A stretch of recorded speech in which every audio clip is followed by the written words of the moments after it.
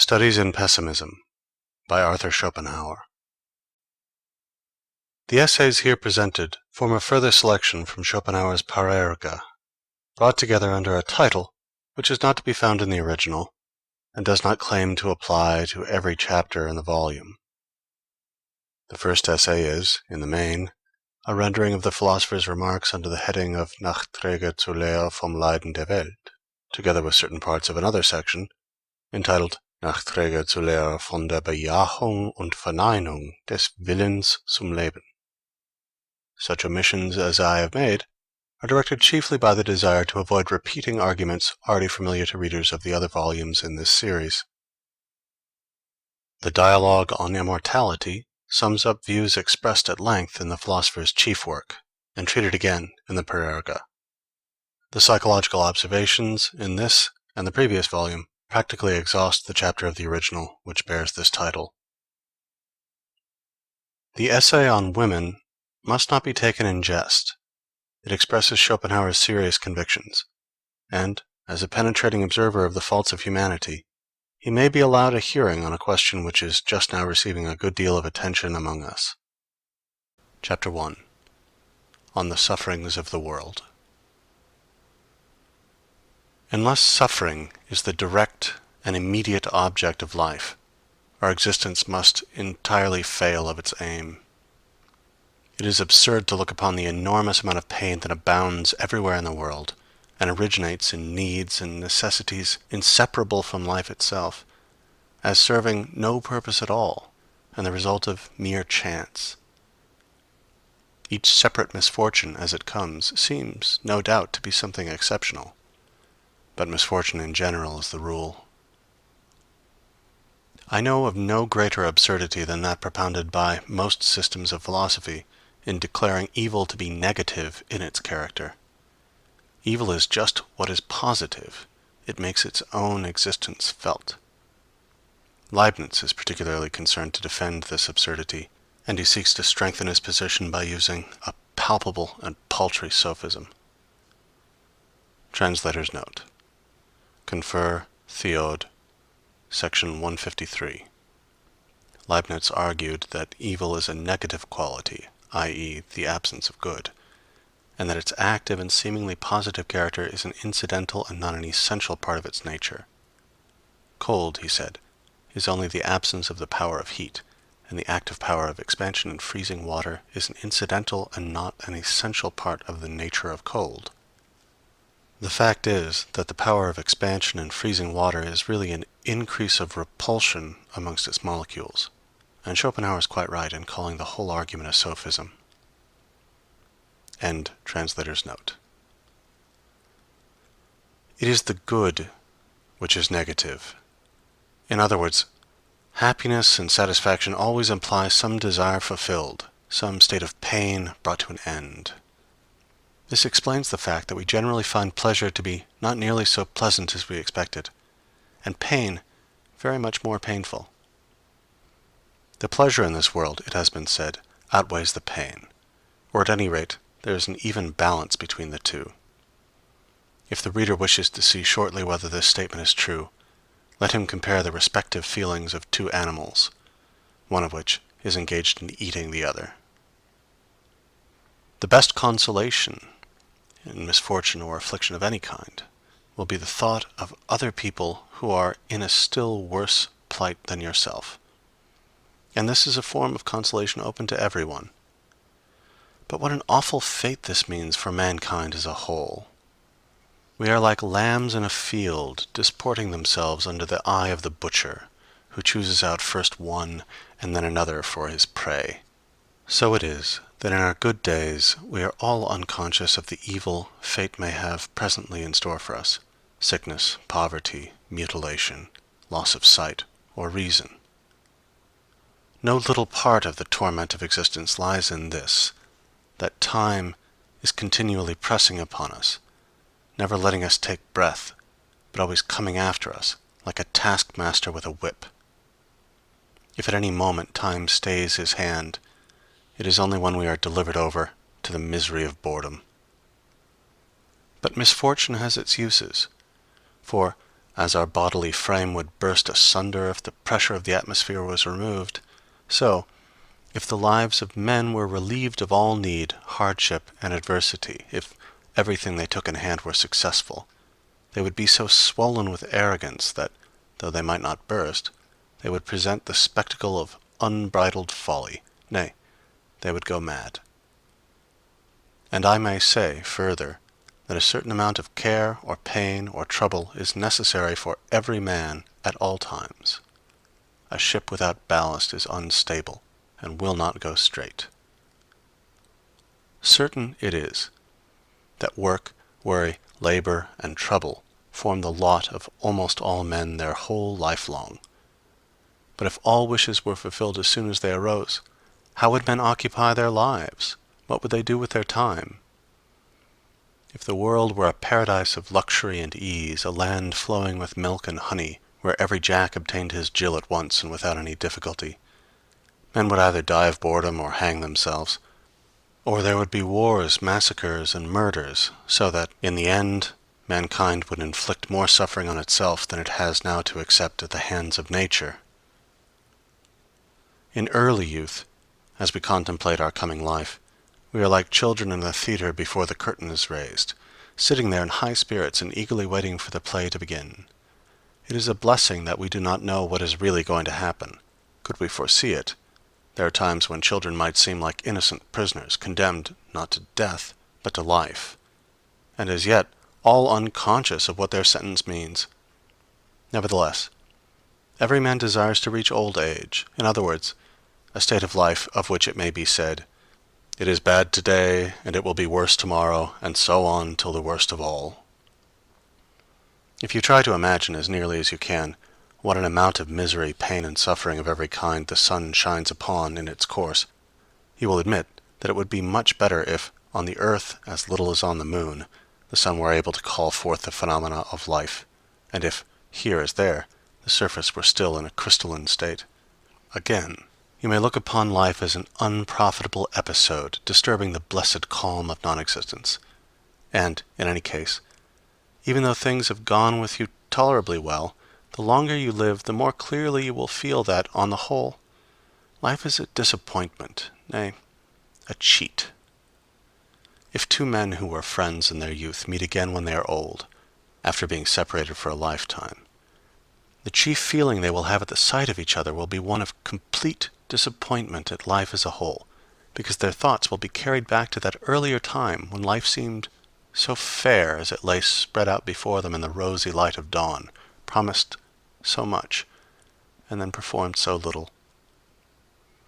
This feeling will so completely predominate over every other that they will not even consider it necessary to give it words, but on either side it will be silently assumed and form the groundwork of all they have to talk about. He who lives to see 2 or 3 generations is like a man who sits some time in the conjurer's booth at a fair and witnesses the performance twice or thrice in succession. The tricks were meant to be seen only once, and when they are no longer a novelty and cease to deceive, their effect is gone. While no man is much to be envied for his lot, there are countless numbers whose fate is to be deplored. Life is a task to be done. It is a fine thing to say, defunctus est. It means that the man has done his task. If children were brought into the world by an act of pure reason alone, would the human race continue to exist? Would not a man rather have so much sympathy with the coming generation as to spare it the burden of existence, or at any rate, not take it upon himself to impose that burden upon it in cold blood? I shall be told, I suppose, that my philosophy is comfortless, because I speak the truth, and people prefer to be assured that everything the Lord has made is good. Go to the priests, then, and leave philosophers in peace. At any rate, do not ask us to accommodate our doctrines to the lessons you have been taught. That is what those rascals of sham philosophers will do for you. Ask them for any doctrine you please, and you'll get it. Your university professors are bound to preach optimism, and it is an easy and agreeable task to upset their theories. I have reminded the reader that every state of welfare, every feeling of satisfaction, is negative in its character. That is to say, It consists in freedom from pain, which is the positive element of existence. It follows, therefore, that the happiness of any given life is to be measured not by its joys and pleasures, but by the extent to which it has been free from suffering, from positive evil. If this is the true standpoint, the lower animals appear to enjoy a happier destiny than man. Let us examine the matter a little more closely. However varied the forms that human happiness and misery may take, leading a man to seek the one and shun the other, the material basis of it all is bodily pleasure or bodily pain. This basis is very restricted. It is simply health, food, protection from wet and cold, the satisfaction of the sexual instinct, or else the absence of these things. Consequently, as far as real physical pleasure is concerned, the man is not much better off than the brute, except in so far as the higher possibilities of his nervous system make him more sensitive to every kind of pleasure, but also, it must be remembered, to every kind of pain.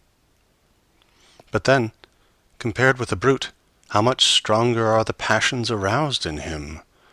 What an immeasurable difference there is in the depth and vehemence of his emotions, and yet, in the one case as in the other, all to produce the same result in the end, namely, health, food, clothing, and so on.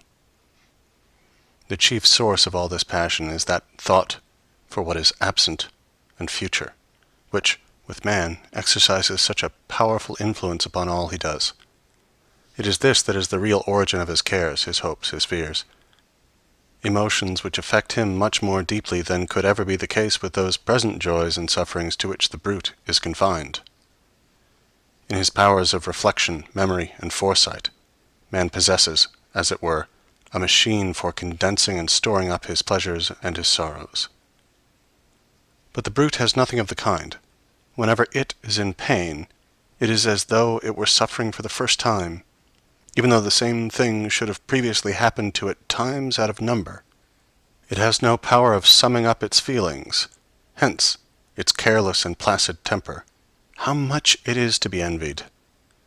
But in man, reflection comes in, with all the emotions to which it gives rise, and taking up the same elements of pleasure and pain which are common to him and the brute, it develops his susceptibility to happiness and misery to such a degree that, at one moment, the man is brought in an instant to a state of delight that may even prove fatal, at another to the depths of despair and suicide. If we carry our analysis a step farther, we shall find that, in order to increase his pleasures, man has intentionally added to the number and pressure of his needs, which in their original state were not much more difficult to satisfy than those of the brute. Hence, luxury in all its forms, delicate food, the use of tobacco and opium, spirituous liquors, fine clothes, and the 1,001 things that he considers necessary to his existence. And above and beyond all this, there is a separate and peculiar source of pleasure and consequently of pain, which man has established for himself, also as the result of using his powers of reflection. And this occupies him out of all proportion to its value, nay, almost more than all his other interests put together. I mean ambition, and the feeling of honor and shame. In plain words, what he thinks about the opinion other people have of him. Taking 1,000 forms, often very strange ones, this becomes the goal of almost all the efforts he makes that are not rooted in physical pleasure or pain. It is true that besides the sources of pleasure which he has in common with the brute, man has the pleasures of the mind as well. These admit of many gradations, from the most innocent trifling or the merest talk up to the highest intellectual achievements. But there is the accompanying boredom to be set against them on the side of suffering. Boredom is a form of suffering unknown to brutes, at any rate in their natural state.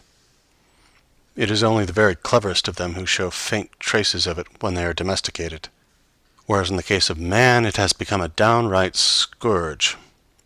The crowd of miserable wretches whose one aim in life is to fill their purses, but never to put anything into their heads, offers a singular instance of this torment of boredom. Their wealth becomes a punishment by delivering them up to misery of having nothing to do. For to escape it, they will rush about in all directions, traveling here, there, and everywhere. No sooner do they arrive in a place than they are anxious to know what amusements it affords, just as though they were beggars asking where they could receive a dole. Of a truth, Need and boredom are the two poles of human life. Finally, I may mention that as regards the sexual relation, a man is committed to a peculiar arrangement which drives him obstinately to choose one person. This feeling grows now and then into a more or less passionate love, which is the source of little pleasure and much suffering.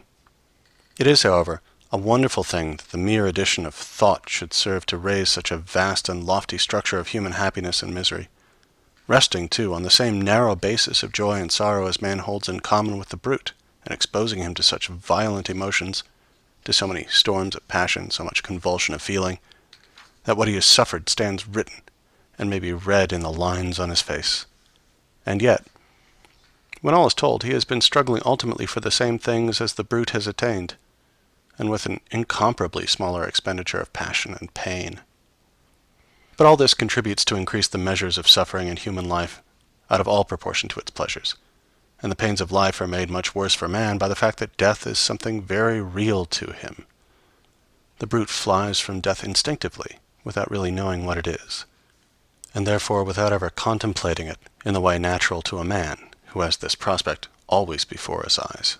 So that, even if only a few brutes die a natural death, and most of them live only just long enough to transmit their species, and then, if not earlier, become the prey of some other animal, whilst man, on the other hand, manages to make so-called natural death the rule, to which, however, there are a good many exceptions, the advantage is on the side of the brute, for the reasons stated above.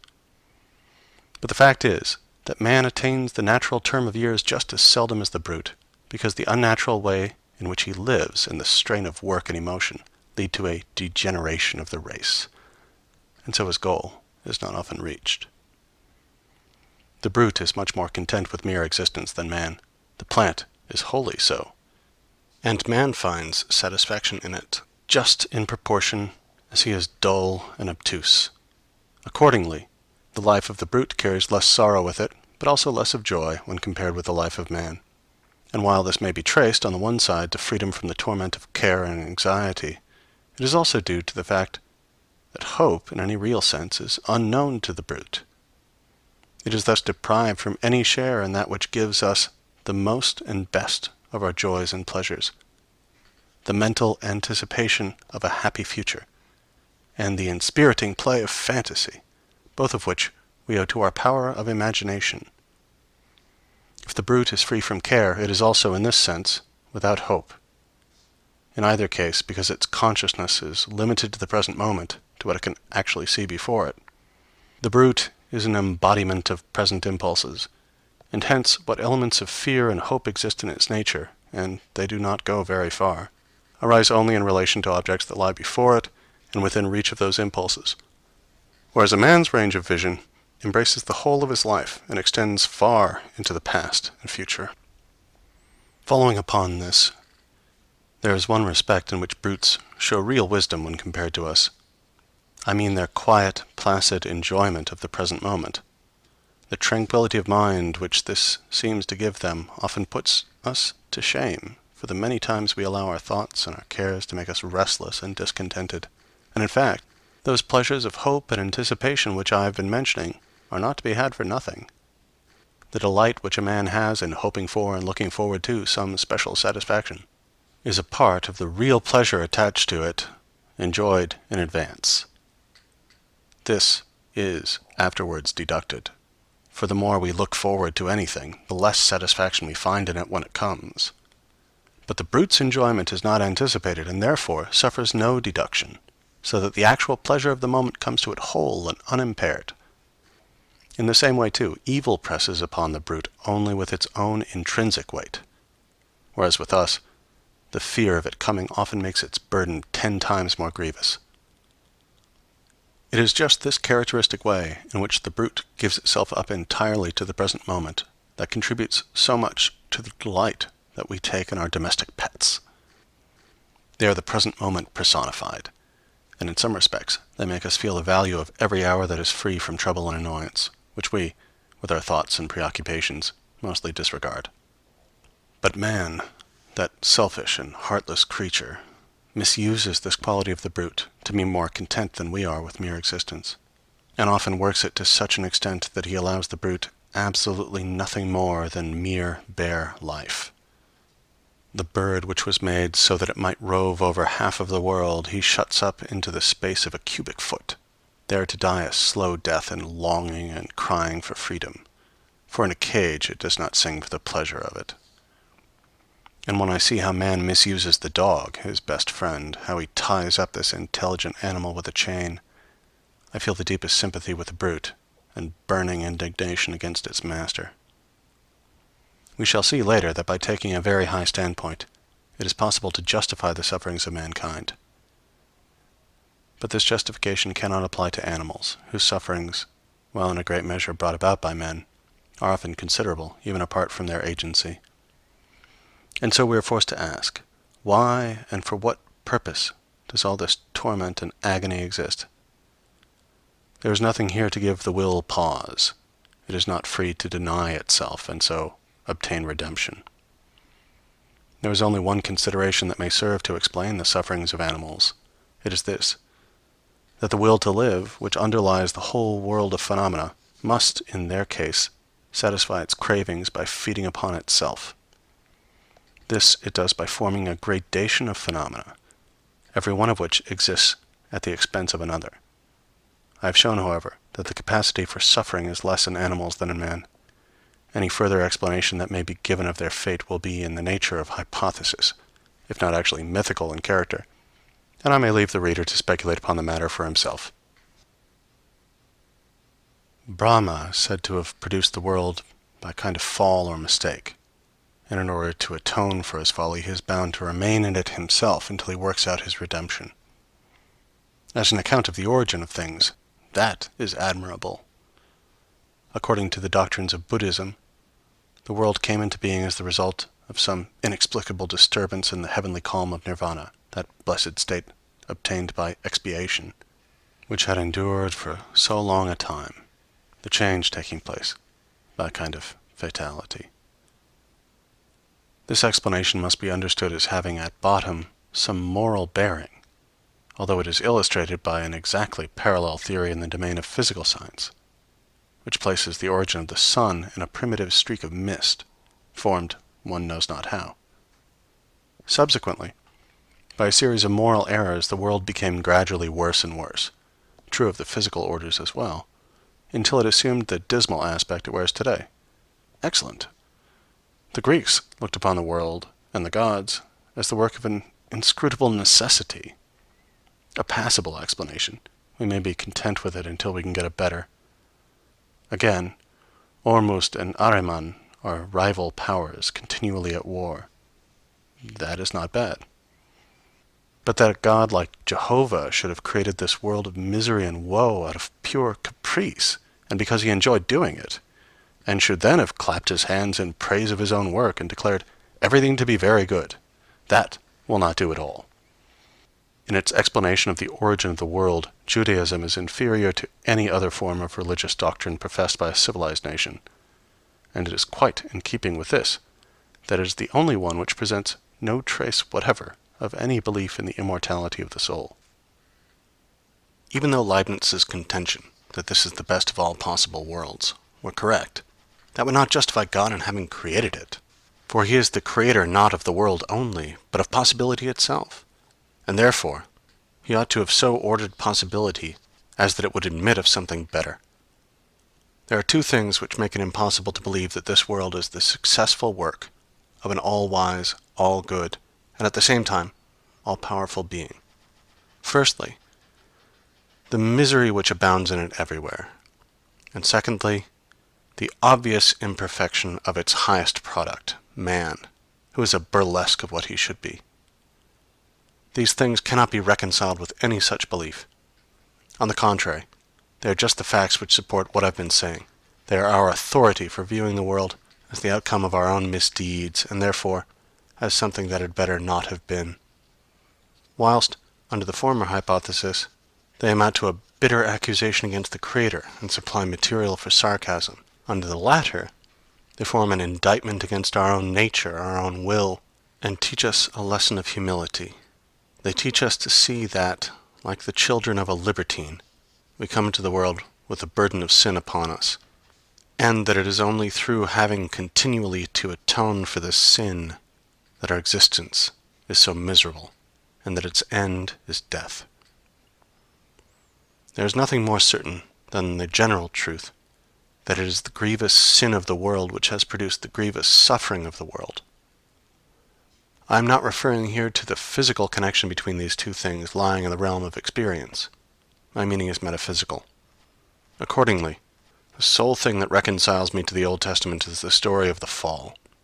In my eyes, it is the only metaphysical truth in that book, even though it appears in the form of an allegory.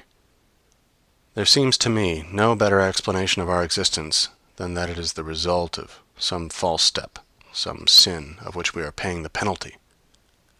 I cannot refrain from recommending the thoughtful reader a popular, but at the same time profound treatise on this subject by Claudius, which exhibits the essentially pessimistic spirit of Christianity. It is entitled, "Cursed is the ground for thy sake." Between the ethics of the Greeks and the ethics of the Hindus, there is a glaring contrast. In the one case, with the exception, it must be confessed, of Plato, the object of ethics is to enable a man to lead a happy life. In the other, it is to free and redeem him from life altogether, as is directly stated in the very first words of the Sankhya Karika. Allied with this is the contrast between the Greek and the Christian idea of death. It is strikingly presented in a visible form on a fine antique sarcophagus in the Gallery of Florence, which exhibits in relief the whole series of ceremonies attending a wedding in ancient times, from the formal offer to the evening when Hymen's torch lights the happy couple's home. Compare that with the Christian coffin, draped in mournful black and surmounted with a crucifix. How much significance there is in these two ways of finding comfort in death. They are opposed to each other, but each is right. The one points to the affirmation of the will to live, which remains sure of life for all time, however rapidly its forms may change. The other, in the symbol of suffering and death, points to the denial of the will to live, to redemption from this world, the domain of death and devil. And in the question between the affirmation and the denial of the will to live, Christianity is in the last resort right. The contrast which the New Testament presents when compared to the Old, according to the ecclesiastical view of the matter, is just that existing between my ethical system and the moral philosophy of Europe. The Old Testament represents man as under the dominion of law, in which, however, there is no redemption.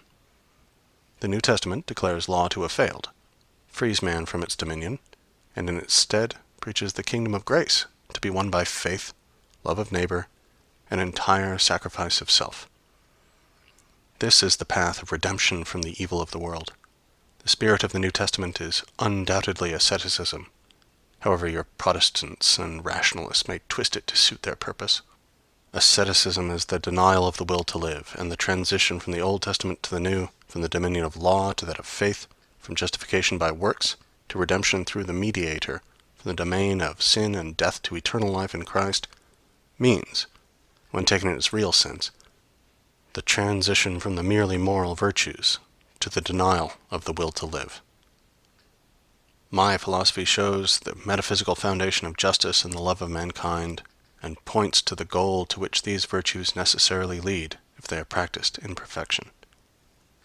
At the same time, it is candid in confessing that a man must turn his back upon the world, and that the denial of the will to live is the way of redemption. It is therefore really at one with the spirit of the New Testament, whilst all other systems are couched in the spirit of the Old, that is to say, theoretically as well as practically, their result is Judaism, mere despotic theism. In this sense, then, my doctrine might be called the only true Christian philosophy, however paradoxical a statement this may seem to people who take superficial views, instead of penetrating to the heart of the matter. If you want a safe compass to guide you through life, and to banish all doubt as to the right way of looking at it, you cannot do better than accustom yourself to regard this world as a penitentiary, a sort of penal colony, or ergasterion, as the earliest philosopher called it. Amongst the Christian fathers, Origen, with praiseworthy courage, took this view, which is further justified by certain objective theories of life. I refer not to my own philosophy alone, but to the wisdom of all ages, as expressed in Brahmanism and Buddhism, and in the sayings of Greek philosophers like Empedocles and Pythagoras, as also by Cicero, in his remark that the wise men of old used to teach that we come into this world to pay the penalty of crime committed in another state of existence, a doctrine which formed part of the initiation into the mysteries. And Vanini, whom his contemporaries burned, finding that an easier task than to confute him, puts the same thing in a very forcible way. Man, he says, is so full of every kind of misery that were it not repugnant to the Christian religion, I should venture to affirm that if evil spirits exist at all, they have posed into human form and are now atoning for their crimes. And true Christianity, using the word in its right sense, also regards our existence as the consequence of sin and error. If you accustom yourself to this view of life, you will regulate your expectations accordingly, and cease to look upon all its disagreeable incidents, great and small, its sufferings, its worries, its misery, as anything unusual or irregular. Nay, you will find that everything is as it should be, in a world where each of us pays the penalty of existence in his own peculiar way. Amongst the evils of a penal colony is the society of those who form it. And if the reader is worthy of better company, he will need no words from me to remind him of what he has to put up with at present. If he has a soul above the common, or if he is a man of genius, he will occasionally feel like some noble prisoner of state, condemned to work in the galleys with common criminals, and he will follow his example and try to isolate himself. In general, however, it should be said that this view of life will enable us to contemplate the so-called imperfections of the great majority of men, their moral and intellectual deficiencies, and the resulting base type of countenance, without any surprise, to say nothing of indignation. For we shall never cease to reflect where we are, and that the men about us are beings conceived and born in sin, and living to atone for it. That is what Christianity means in speaking of the sinful nature of man. Pardon's the word to all. Whatever folly men commit, be their shortcomings or their vices what they may, let us exercise forbearance, remembering that when these faults appear in others, it is our follies and vices that we behold. They are the shortcomings of humanity, to which we belong, whose faults, one and all, we share. Yes, even those very faults at which we now wax so indignant, merely because they have not yet appeared in ourselves. They are faults that do not lie on the surface, but they exist down there in the depths of our nature, and should anything call them forth, they will come and show themselves, just as we now see them in others. One man, it is true, may have faults that are absent in his fellow, and it is undeniable that the sum total of bad qualities is in some cases very large, for the difference of individuality between man and man passes all measure.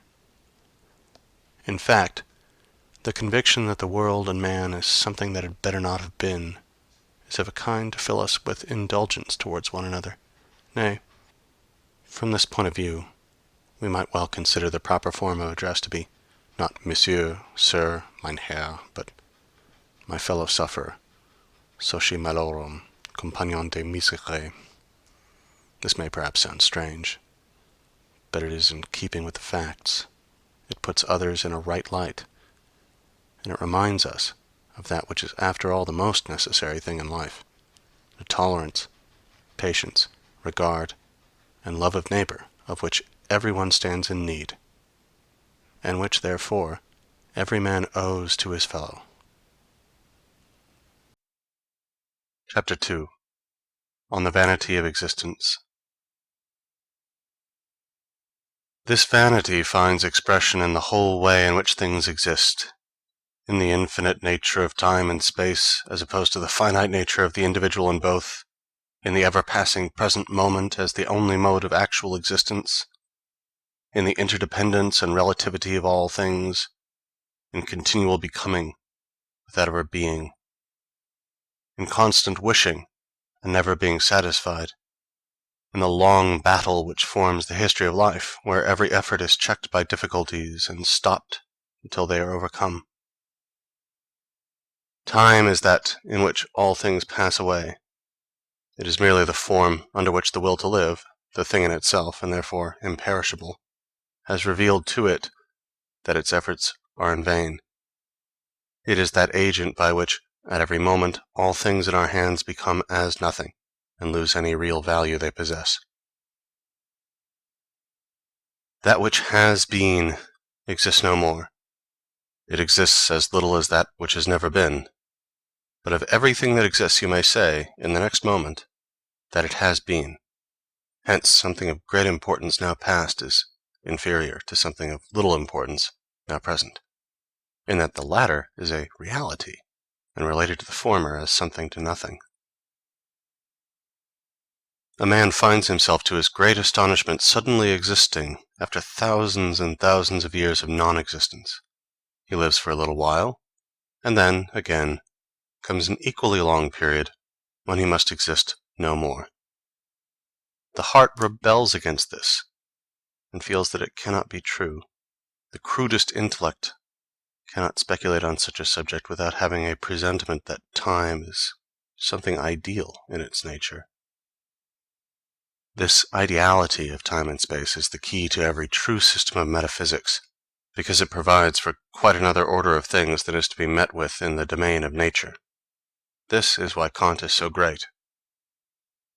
Of every event in our life, we can say only for one moment that it is, forever after that it was. Every evening we are poorer by a day. It might, perhaps, make us mad to see how rapidly our short span of time ebbs away, if it were not that, in the furthest depths of our being, we are secretly conscious of our share in the inexhaustible spring of eternity, so that we might always hope to find life in it again. Consideration of the kind touched on above might indeed lead us to embrace the belief that the greatest wisdom is to make the enjoyment of the present the supreme object of life, because that is the only reality, all else being merely the play of thought. On the other hand, such a course might just as well be called the greatest folly, for that which in the next moment exists no more and vanishes utterly like a dream can never be worth a serious effort. The whole foundation on which our existence rests is the present, the ever-fleeting present. It lies, then, in the very nature of our existence to take the form of constant motion, and to offer no possibility of our ever attaining the rest for which we are always striving. We are like a man running downhill who cannot keep on his legs unless he runs on, and will inevitably fall if he stops. Or again, like a pole balanced on the tip of one's fingers, or a planet which would fall into its sun the moment it ceased to hurry forward on its way. Unrest is the mark of existence. In a world where all is unstable, and naught can endure, but is swept onward at once in the hurrying whirlpool of change, where a man, if he is to keep erect at all, must always be advancing and moving like an acrobat on a rope. In such a world, happiness is inconceivable. How can it dwell where, as Plato says, continual becoming and never being is the sole form of existence? In the first place, a man never is happy, but spends his whole life in striving after something which he thinks will make him so. He seldom attains his goal, and when he does, it is only to be disappointed. He is mostly shipwrecked in the end, and comes into harbor with masts and rigging gone. And then, it is all one whether he has been happy or miserable, for his life was never anything more than a present moment always vanishing, and now it is over. At the same time, it is a wonderful thing that, in the world of human beings as in that of animals in general, this manifold restless motion is produced and kept up by the agency of two simple impulses, hunger and the sexual instinct, aided a little, perhaps, by the influence of boredom, but by nothing else. And that, in the theater of life, these suffice to form the primum mobile of how complicated a machinery, setting in motion how strange and varied a scene. On looking a little closer, we find that inorganic matter presents a constant conflict between chemical forces, which eventually works dissolution, and on the other hand, that organic life is impossible without constant change of matter, and cannot exist if it does not receive perpetual help from without. This is the realm of finality, and its opposite would be an infinite existence, exposed to no attack from without and needing nothing to support it. The realm of eternal peace, some timeless, changeless state, one and undiversified, the negative knowledge of which forms the dominant note of the Platonic philosophy. It is to some such state as this that the denial of the will to live opens up the way. The scenes of our life are like pictures done in rough mosaic. Looked at close, they produce no effect. There is nothing beautiful to be found in them, unless you stand some distance off. So, to gain anything we have longed for is only to discover how vain and empty it is. And even though we are always living in expectation of better things, at the same time we often repent and long to have the past back again. We look upon the present as something to be put up with while it lasts, and serving only as the way towards our goal. Hence, most people, if they glance back when they come to the end of life, will find that all along they have been living ad interim. They will be surprised to find that the very thing they disregarded and let slip by unenjoyed was just the life in the expectation of which they passed all their time. Of how many a man may it not be said that hope made a fool of him until he danced into the arms of death? Then again, how insatiable a creature is man! Every satisfaction he attains lays the seeds of some new desire, so that there is no end to the wishes of each individual will. And why is this? The real reason is simply that, taken in itself, will is the lord of all worlds. Everything belongs to it, and therefore no one single thing can ever give it satisfaction, but only the whole, which is endless. For all that, it must rouse our sympathy to think how very little the will, this lord of the world, really gets when it takes the form of an individual, usually only just enough to keep the body together. This is why man is so very miserable. Life presents itself chiefly as a task. The task, I mean, of subsisting at all, gagner sa vie. If this is accomplished, life is a burden, and then there comes the second task of doing something with that which has been won, of warding off boredom, which, like a bird of prey, hovers over us, ready to fall whenever it sees a life secure from need. The first task is to win something, the second, to banish the feeling that it has been won, otherwise it is a burden. Human life must be some kind of mistake. The truth of this will be sufficiently obvious if we only remember that man is a compound of needs and necessities hard to satisfy, and that even when they are satisfied, all he obtains is a state of painlessness, where nothing remains to him but abandonment to boredom. This is direct proof that existence has no real value in itself. For what is boredom but the feeling of the emptiness of life? If life, the craving for which is the very essence of our being, were possessed of any positive intrinsic value, there would be no such thing as boredom at all. Mere existence would satisfy us in itself, and we should want for nothing. But, as it is, we take no delight in existence except when we are struggling for something, and then distance and difficulties to be overcome make our goal look as though it would satisfy us, an illusion which vanishes when we reach it, or else when we are occupied with some purely intellectual interest, when in reality we have stepped forth from life to look upon it from the outside, much after the manner of spectators at a play. And even sensual pleasure itself means nothing but a struggle and aspiration, ceasing the moment its aim is attained.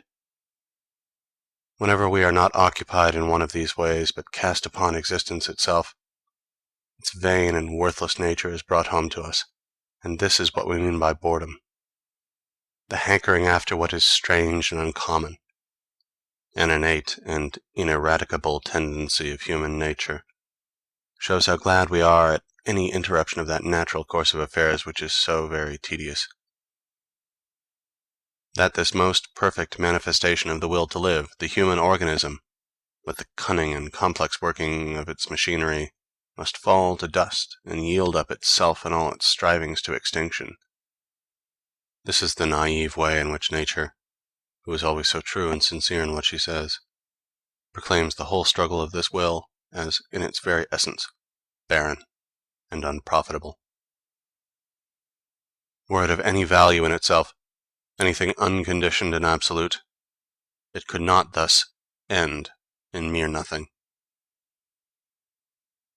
If we turn from contemplating the world as a whole, and in particular the generations of men as they live their little hour of mock existence, and then are swept away in rapid succession, if we turn from this, and look at life in its small details, as presented, say, in a comedy, how ridiculous it all seems. It is like a drop of water seen through a microscope, a single drop, teeming with infusoria, or a speck of cheese full of mites invisible to the naked eye. How we laugh as they bustle about so eagerly and struggle with one another in so tiny a space! And whether here, or in the little span of human life, this terrible activity produces a comic effect. It is only in the microscope that our life looks so big.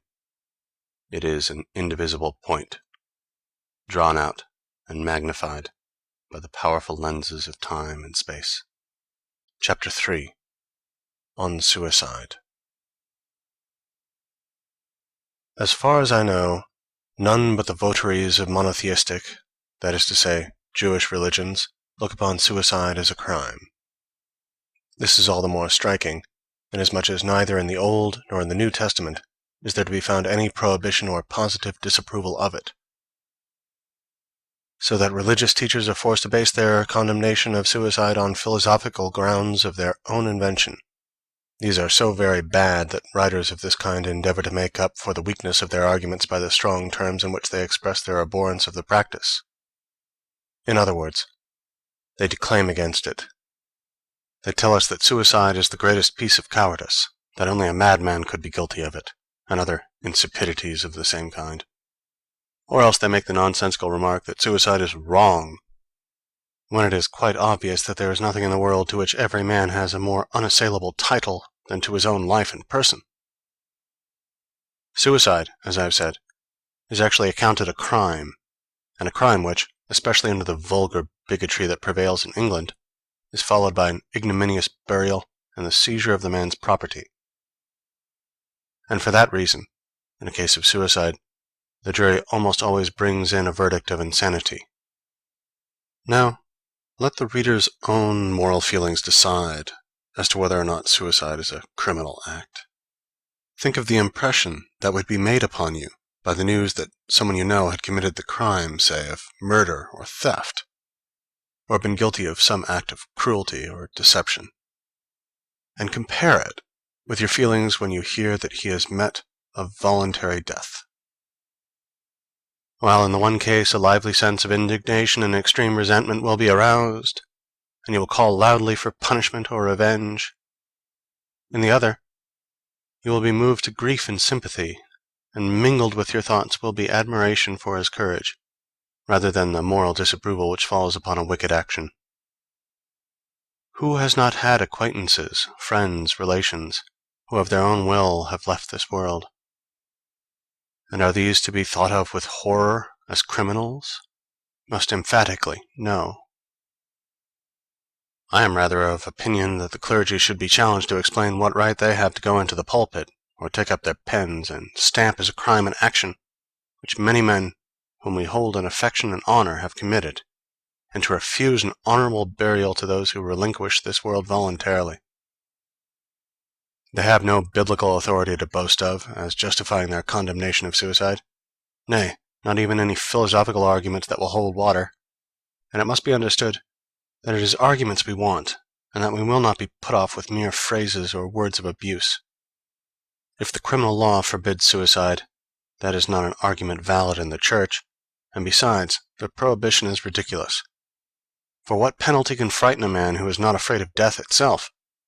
If the law punishes people for trying to commit suicide, It is punishing the want of skill that makes the attempt a failure.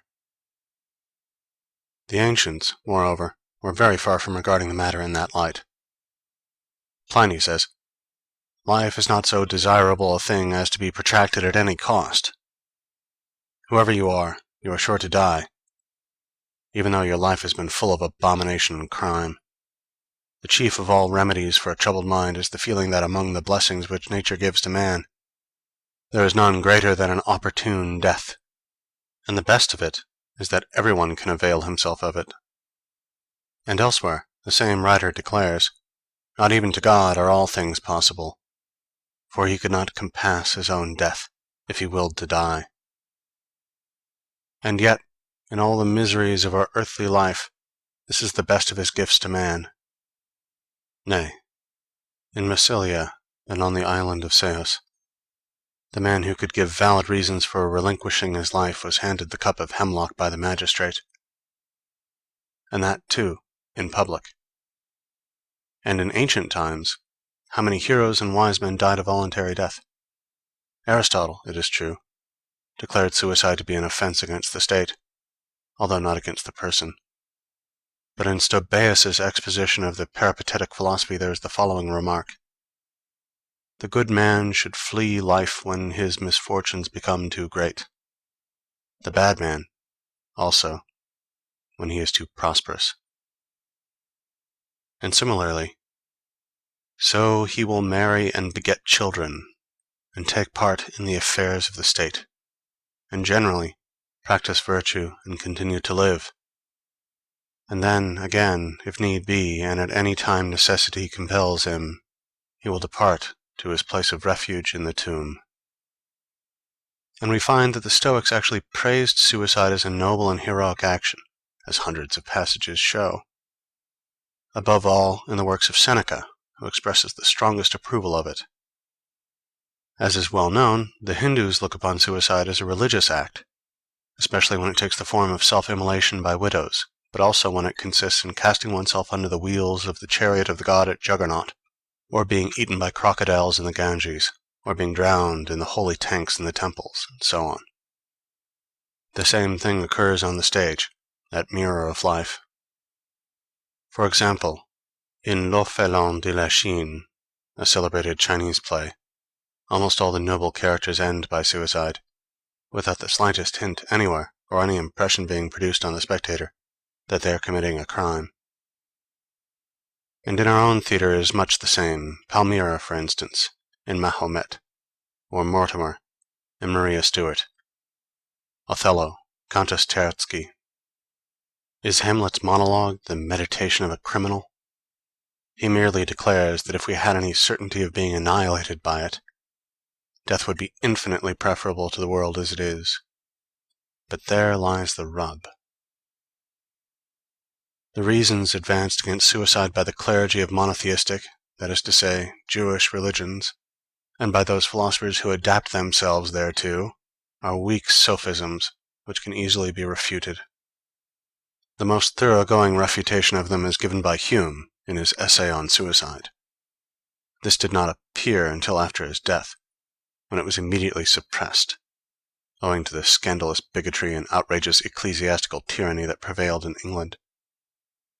And hence only a very few copies of it were sold under cover of secrecy and at a high price. This and another treatise by that great man have come to us from Basel, and we may be thankful for the reprint. It is a great disgrace to the English nation that a purely philosophical treatise, which, proceeding from one of the first thinkers and writers in England, aimed at refuting the current arguments against suicide by the light of cold reason, should be forced to sneak about in that country, as though it were some rascally production, until at last it found refuge on the continent. At the same time, it shows what a good conscience the Church has in such matters. In my chief work, I have explained the only valid reason existing against suicide on the score of morality. It is this: that suicide thwarts the attainment of the highest moral aim by the fact that, for a real release from this world of misery, it substitutes one that is merely apparent. But from a mistake to a crime is a far cry, and it is as a crime that the clergy of Christendom wish us to regard suicide. Translator's note. Schopenhauer refers to Die Welt als Wille und Vorstellung, Volume 1, Section 69, where the reader may find the same argument stated at somewhat greater length. According to Schopenhauer, moral freedom, the highest ethical aim, is to be obtained only by a denial of the will to live. Far from being a denial, suicide is an emphatic assertion of this will, for it is in fleeing from the pleasures, not the sufferings of life, that this denial consists. When a man destroys his existence as an individual, he is not by any means destroying his will to live. On the contrary, he would like to live if he could do so with satisfaction to himself, if he could assert his will against the power of circumstance. But circumstance is too strong for him. End footnote. The inmost kernel of Christianity is the truth that suffering, the cross, is the real end and object of life. Hence, Christianity condemns suicide as thwarting this end, whilst in the ancient world, taking a lower point of view, held it in approval, nay, in honor. But if that is to be accounted a valid reason against suicide, it involves the recognition of asceticism. That is to say, it is valid only from a much higher ethical standpoint than has ever been adopted by moral philosophers in Europe. If we abandon that high standpoint, there is no tenable reason left, on the score of morality, for condemning suicide.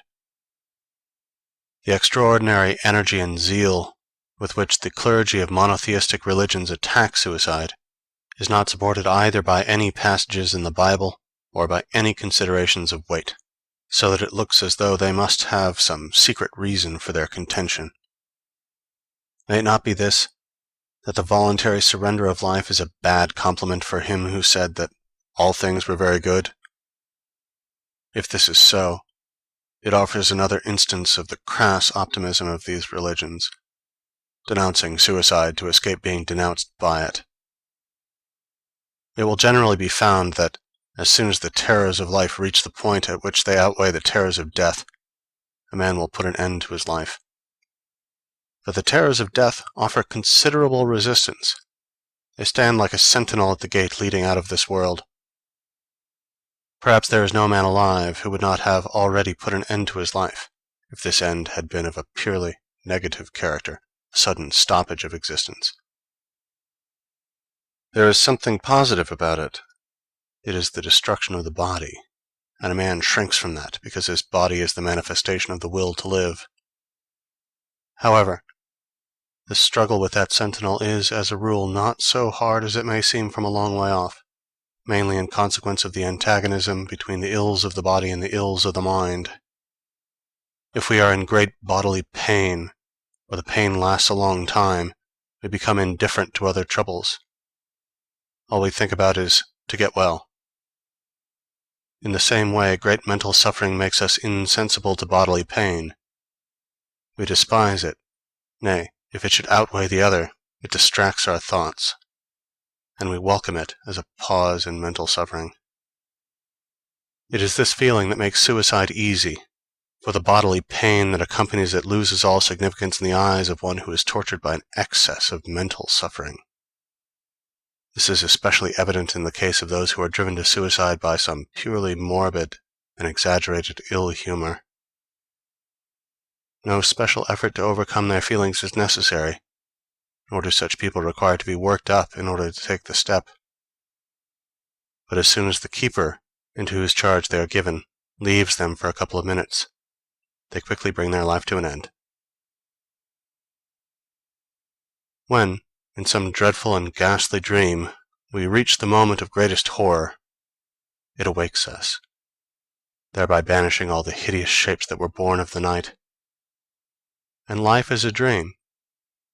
When the moment of greatest horror compels us to break it off, the same thing happens. Suicide may also be regarded as an experiment, a question which man puts to nature, trying to force her to an answer. The question is this: what change will death produce in a man's existence, and in his insight into the nature of things? It is a clumsy experiment to make, for it involves the destruction of the very consciousness which puts the question and awaits the answer. Chapter 4. Immortality, a Dialogue. Translator's Note. The word immortality, Unsterblichkeit, does not occur in the original, nor would it, in its usual application, find a place in Schopenhauer's vocabulary. The word he uses is Unzerstörbarkeit, indestructibility. But I have preferred immortality, because that word is commonly associated with the subject touched upon in this little debate.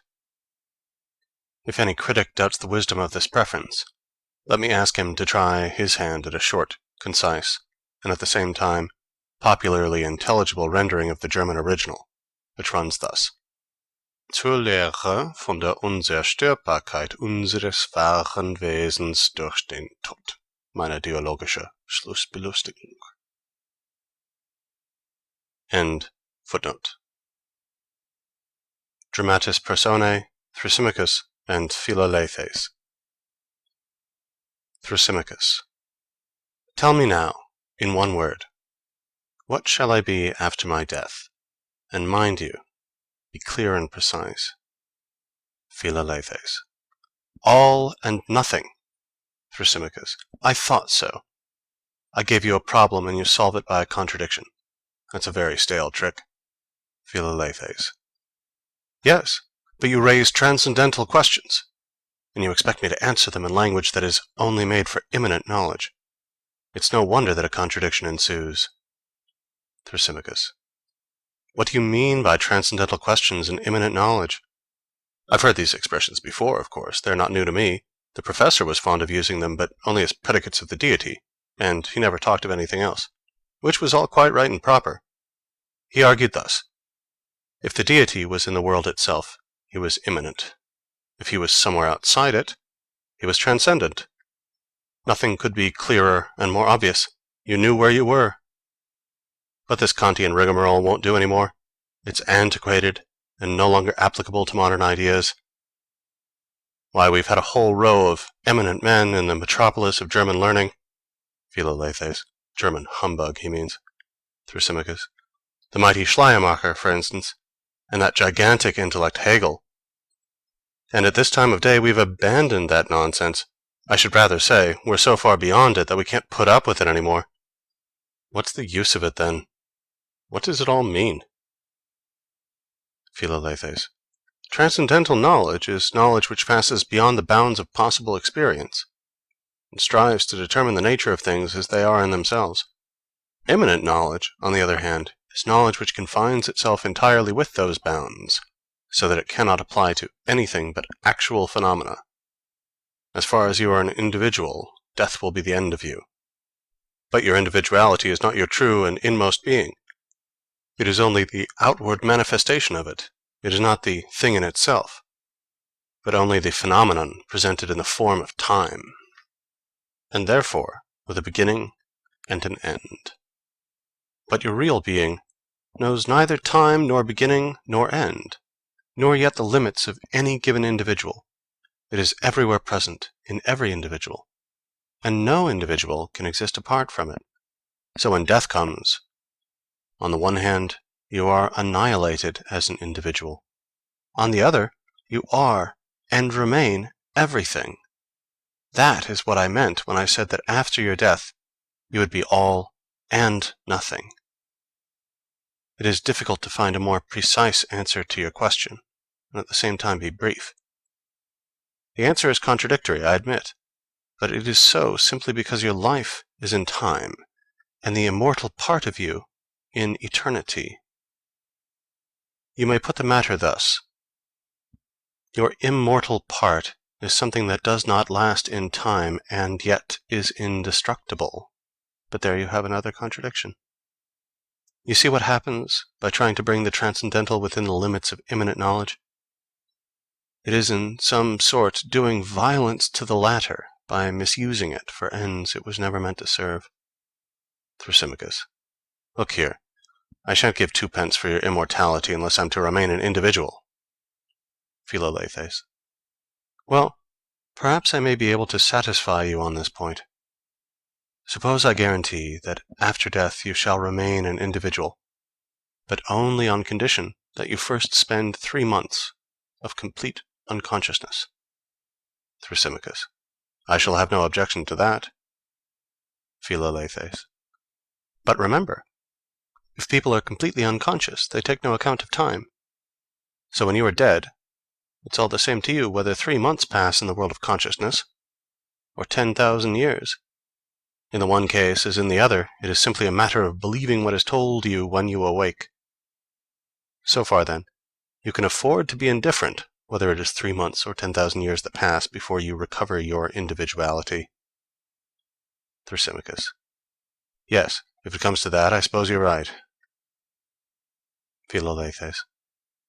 And if, by chance, after those 10,000 years have gone by, no one ever thinks of awakening you, I fancy it would be no great misfortune. You would have become quite accustomed to non-existence after so long a spell of it, following upon such a very few years of life.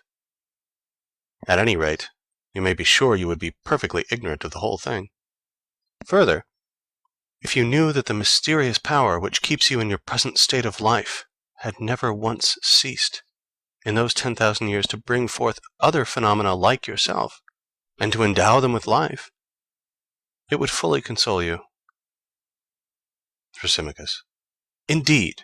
So you think you're quietly going to do me out of my individuality with all this fine talk? But I'm up to your tricks.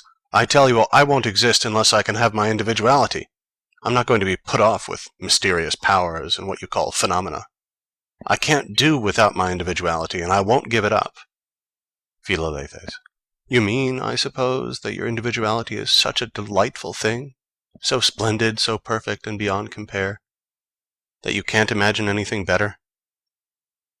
Aren't you ready to exchange your present state for one which, if we can judge by what is told us, may possibly be superior and more endurable? Thrasymachus.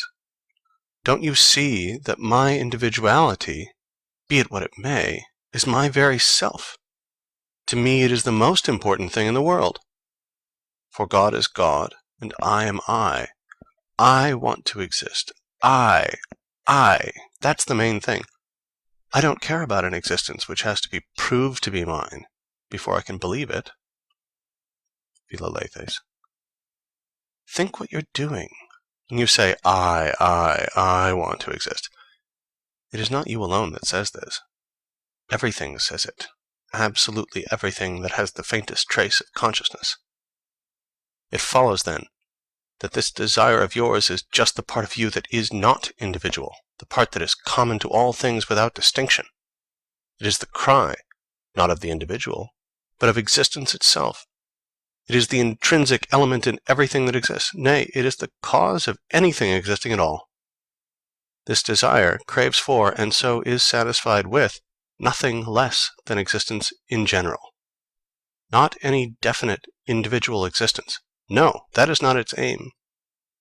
It seems to be so only because this desire, this will, attains consciousness only in the individual, and therefore looks as though it were concerned with nothing but the individual. There lies the illusion. An illusion, it is true, in which the individual is held fast, but if he reflects, he can break the fetters and set himself free.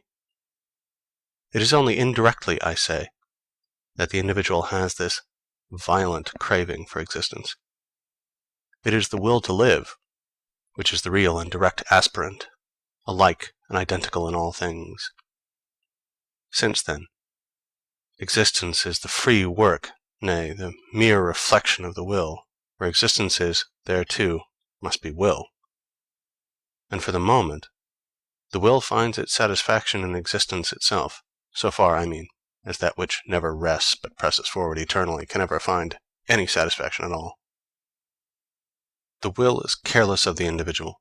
The individual is not its business, although, as I have said, this seems to be the case because the individual has no direct consciousness of will except in himself. The effect of this is to make the individual careful to maintain his own existence, and if this were not so, there would be no surety for the preservation of the species. From all this, it is clear that individuality is not a form of perfection, but rather of limitation, and so to be freed from it is not loss but gain. Trouble yourself no more about the matter.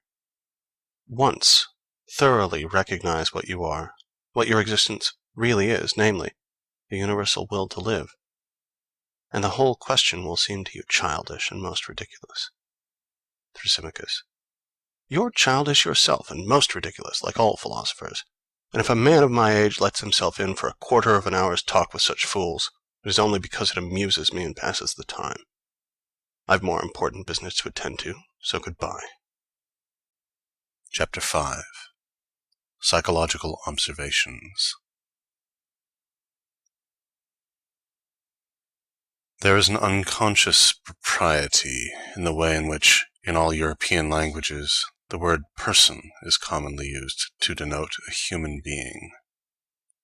The real meaning of persona is a mask, such as actors were accustomed to wear on the ancient stage.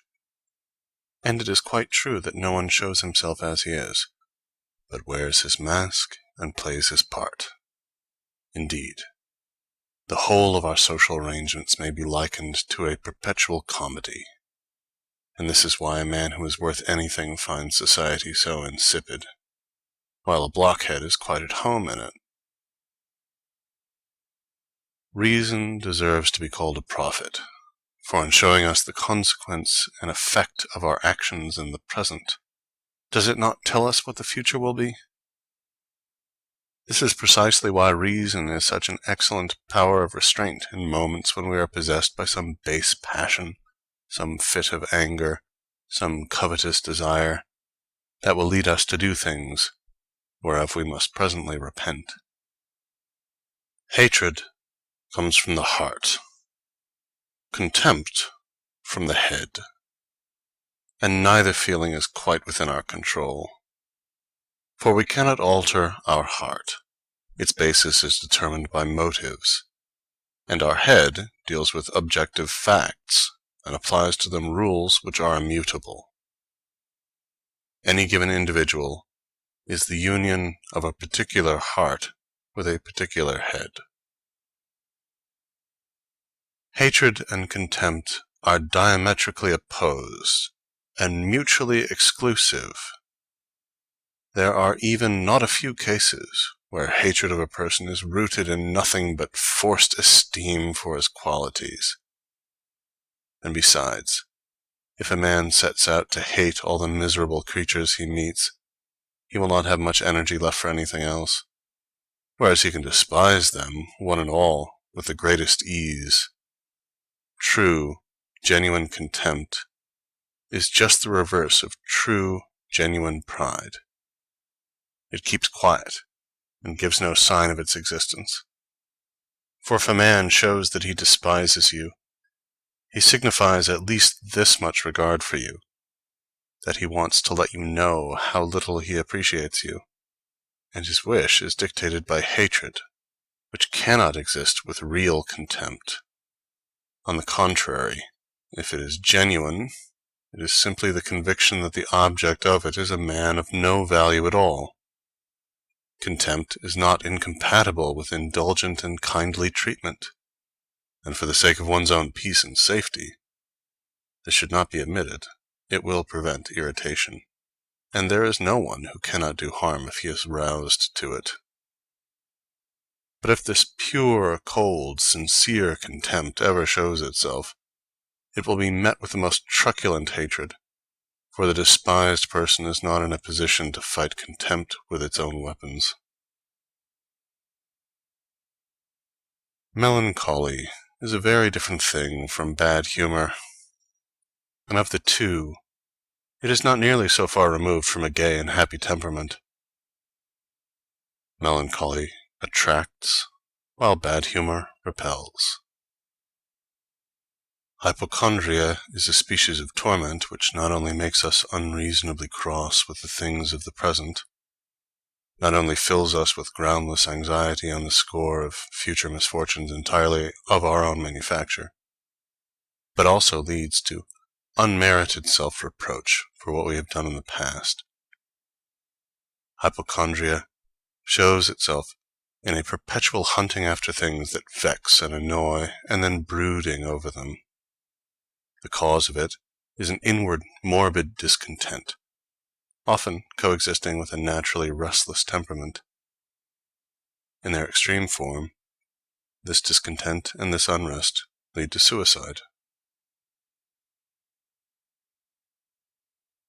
Any incident, however trivial, that rouses disagreeable emotion leaves an after effect in our mind, which, for the time it lasts, prevents our taking a clear, objective view of the things about us, and tinges all our thoughts, just as a small object held close to the eye limits and distorts our field of vision. What makes people hard-hearted is this, that each man has, or fancies he has, as much as he can bear in his own troubles. Hence, if a man suddenly finds himself in an unusually happy position, it will in most cases result in his being sympathetic and kind. But if he has never been in any other than a happy position, or this becomes his permanent state, the effect of it is often just the contrary. It so far removes him from suffering that he is incapable of feeling any more sympathy with it. So it is that the poor often show themselves more ready to help than the rich. At times it seems as though we both wanted and did not want the same thing, and felt at once glad and sorry about it. For instance, if on some fixed date we are going to be put to a decisive test about anything in which it would be a great advantage to us to come off victorious, we shall be anxious for it to take place at once, and at the same time we shall tremble at the thought of its approach. And if, in the meantime, we hear that, for once in a way, the date has been postponed, we shall experience a feeling both of pleasure and of annoyance, for the news is disappointing, but nevertheless it affords us a momentary relief. It is just the same thing if we are expecting some important letter carrying a definite decision, and it fails to arrive.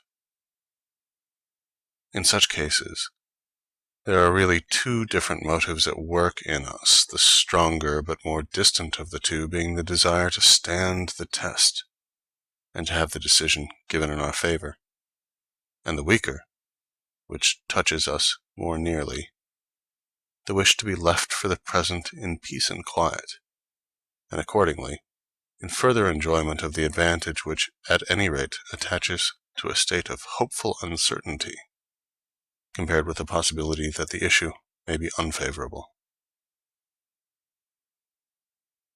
In my head there is a permanent opposition party, and whenever I take any step or come to any decision, though I may have given the matter mature consideration, it afterwards attacks what I've done, without, however, being each time necessarily in the right.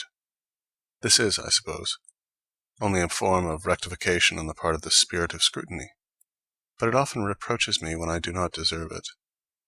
The same thing, no doubt, happens to many others as well. For where is the man who can help thinking that, after all, it were better not to have done something that he did with great deliberation? Quid tam dextra pede concipus ut te conatus, non poeniteat votique paracti.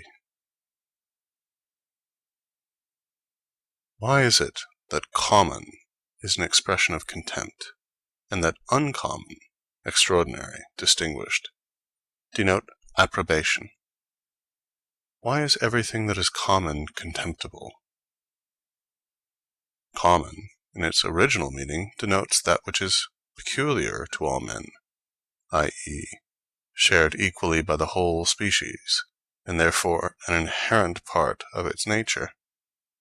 Accordingly, if an individual possesses no qualities beyond those which attach to mankind in general, he is a common man.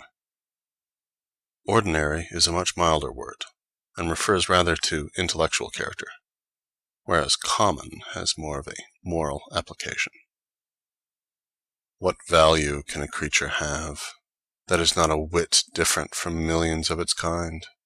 Millions, do I say? Nay, an infiniture of creatures which, century after century, in never-ending flow, nature sends bubbling up from her inexhaustible springs, as generous with them as the smith with the useless sparks that fly around his anvil. It is obviously quite right that a creature which has no qualities except those of the species should have to confine its claim to an existence entirely within the limits of the species, and live a life conditioned by those limits. In various passages of my works, I have argued that whilst a lower animal possesses nothing more than the generic character of its species, man is the only being which can lay claim to possess an individual character. But in most men, this individual character comes to very little in reality, and they may be almost all ranged under certain classes. Ce sont des espèces. Their thoughts and desires, like their faces, are those of the species, or, at any rate, those of the class to which they belong, and accordingly, they are of a trivial, everyday, common character, and exist by the thousand. You can usually tell beforehand what they are likely to do and say. They have no special stamp or mark to distinguish them. They are like manufactured goods, all of a piece. If, then, their nature is merged in that of the species, how shall their existence go beyond it? The curse of vulgarity puts men on a par with the lower animals by allowing them none but a generic nature, a generic form of existence. Anything that is high or great or noble must then, as a matter of course and by its very nature, stand alone in a world where no better expression can be found to denote what is base and contemptible than that which I have mentioned as in general use, namely, common. Will, as the thing in itself, is the foundation of all being. It is part and parcel of every creature, and the permanent element in everything. Will, then, is that which we possess in common with all men. Nay, with all animals, and even with lower forms of existence. And in so far we are akin to everything, so far that is, as everything is filled to overflowing with will. On the other hand, that which places one being over another and sets differences between man and man is intellect and knowledge. Therefore, in every manifestation of self, we should, as far as possible, give play to the intellect alone, for, as we have seen, the will is the common part of us. Every violent exhibition of will is common and vulgar. In other words, it reduces us to the level of the species. It makes us a mere type and example of it, in that it is just the character of the species that we are showing. So every great fit of anger is something common.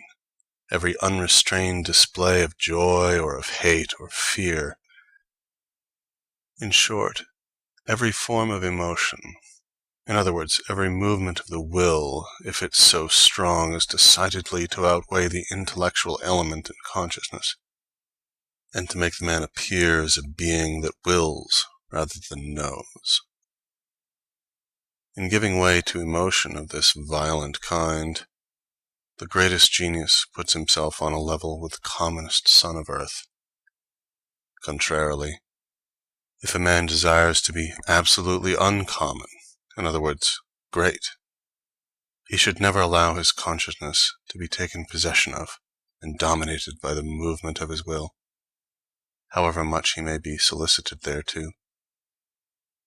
For example, he must be able to observe that other people are badly disposed towards him, without feeling any hatred towards them himself. Nay, there is no surer sign of a great mind than that it refuses to notice annoying and insulting expressions, but straightway ascribes them, as it ascribes countless other mistakes, to the defective knowledge of the speaker. and so merely observes without feeling them. This is the meaning of that remark of Gratian, that nothing is more unworthy of a man than to let it be seen that he is one. El mayor tesoro de un hombre es dar muestras de que es hombre. And even in the drama, which is the peculiar province of the passions and emotions, it is easy for them to appear common and vulgar, and this is especially observable in the works of the French tragic writers, who set no other aim before themselves but the delineation of the passions, and by indulging at one moment in a vaporous kind of pathos which makes them ridiculous, at another in epigrammatic witticisms, endeavor to conceal the vulgarity of their subject. I remember seeing the celebrated Mademoiselle Rachel as Maria Stuart, and when she burst out in fury against Elizabeth, though she did it very well, I could not help thinking of a washerwoman. She played the final parting in such a way as to deprive it of all true tragic feeling, of which, indeed, the French have no notion at all. The same part was incomparably better played by the Italian Ristori, and in fact the Italian nature, though in many respects very different from the German, shares its appreciation for what is deep, serious, and true in art, herein opposed to the French, which everywhere betrays that it possesses none of this feeling whatever. The noble, in other words, the uncommon element in the drama, nay, what is sublime in it, is not reached until the intellect is set to work, as opposed to the will, until it takes a free flight over all those passionate movements of the will and makes them subject of its contemplation. Shakespeare, in particular, shows that this is his general method, more especially in Hamlet, and only when intellect rises to the point where the vanity of all effort is manifest, and the will proceeds to an act of self-annulment, is the drama tragic in the true sense of the word. It is then that it reaches its highest aim in becoming really sublime. Every man takes the limits of his own field of vision for the limits of the world. This is an error of the intellect, as inevitable as that error of the eye which lets us fancy that on the horizon heaven and earth meet. This explains many things, and among them the fact that everyone measures us with his own standard, generally about as long as a tailor's tape, and we have to put up with it, as also that no one will allow us to be taller than himself, a supposition which is once for all taken for granted.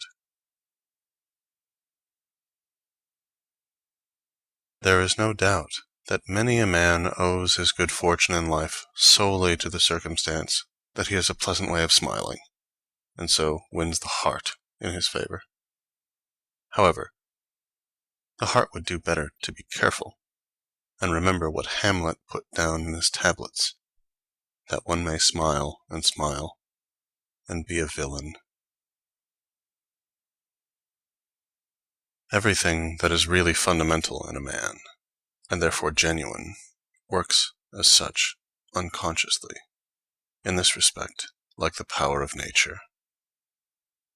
That which is passed through the domain of consciousness is thereby transformed into an idea or picture, and so, if it comes to be uttered, it is only an idea or picture which passes from one person to another. Accordingly, any quality of mind or character that is genuine and lasting is originally unconscious, and it is only when unconsciously brought into play that it makes a profound impression. If any like quality is consciously exercised, it means that it has been worked up. It becomes intentional, and therefore matter of affectation, in other words, of deception. If a man does a thing unconsciously, it costs him no trouble, but if he tries to do it by taking trouble, he fails. This applies to the origin of those fundamental ideas which form the pith and marrow of all genuine work. Only that which is innate is genuine and will hold water. And every man who wants to achieve something, whether in practical life, in literature, or in art, must follow the rules without knowing them.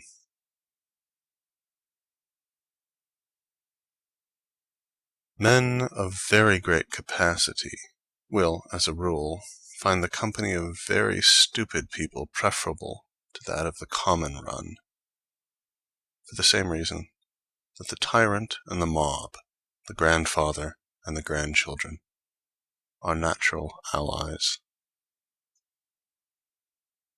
That line of Ovid's, Ponaque cum spectant animalia cetera terram, can be applied in its true physical sense to the lower animals alone, but in metaphorical and spiritual sense it is, alas, true of nearly all men as well.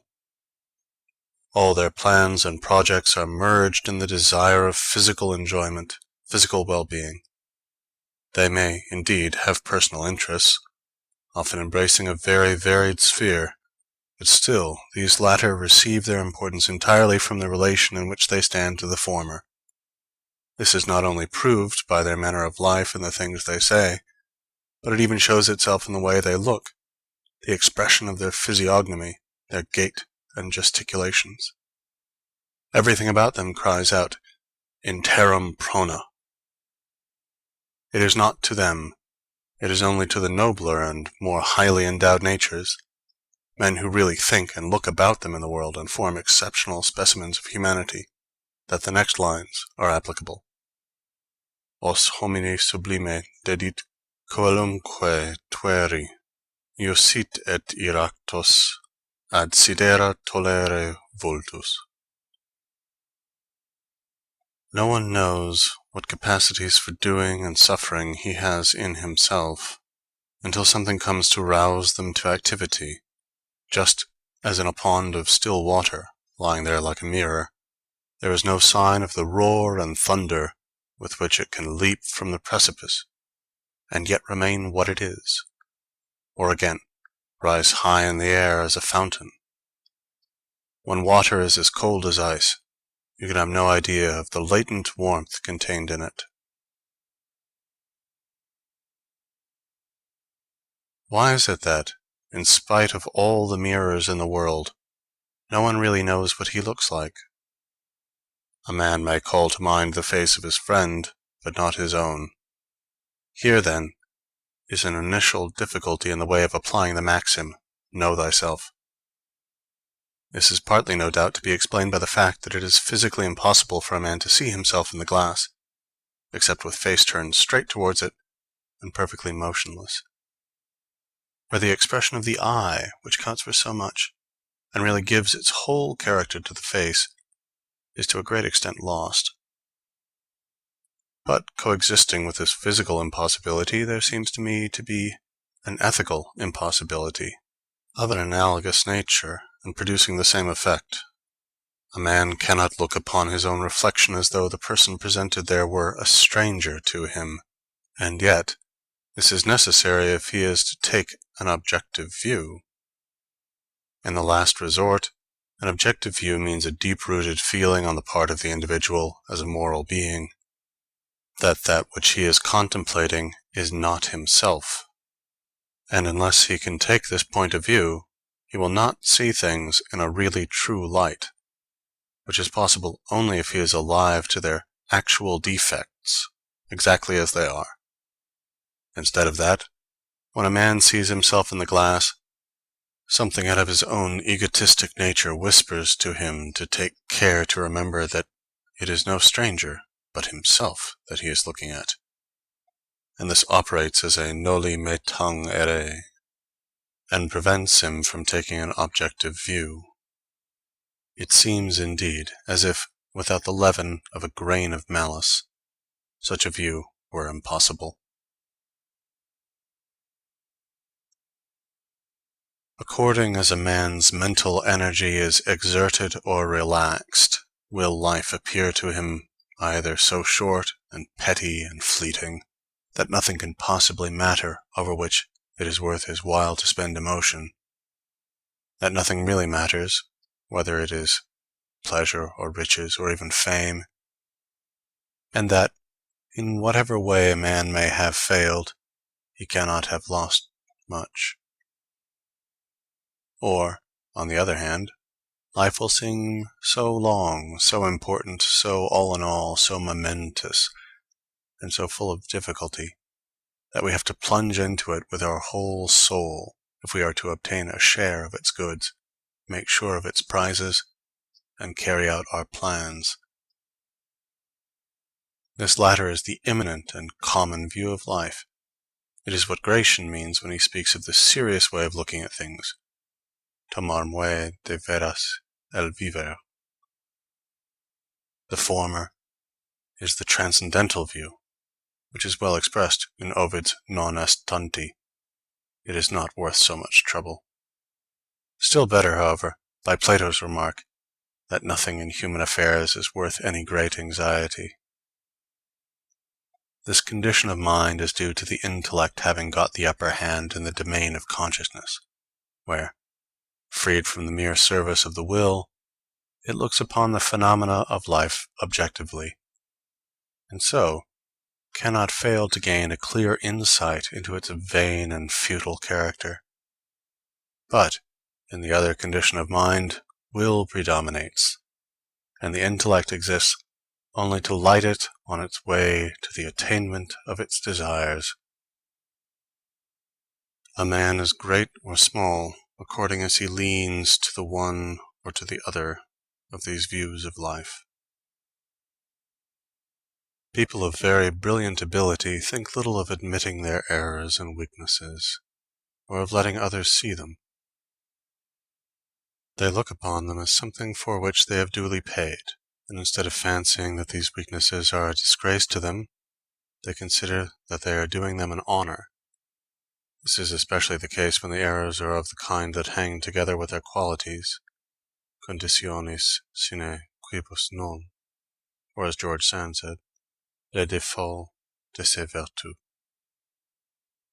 Contrarily, there are people of good character and irreproachable intellectual capacity who, far from admitting the few little weaknesses they have, conceal them with care, and show themselves very sensitive to any suggestion of their existence. And this just because their whole merit consists in being free from error and infirmity. If these people are found to have done anything wrong, their reputation immediately suffers. With people of only moderate ability, modesty is mere honesty. But with those who possess great talent, it is hypocrisy. Hence, it is just as becoming in the latter to make no secret of the respect they bear themselves, and no disguise of the fact that they are conscious of unusual power, as it is in the former to be modest.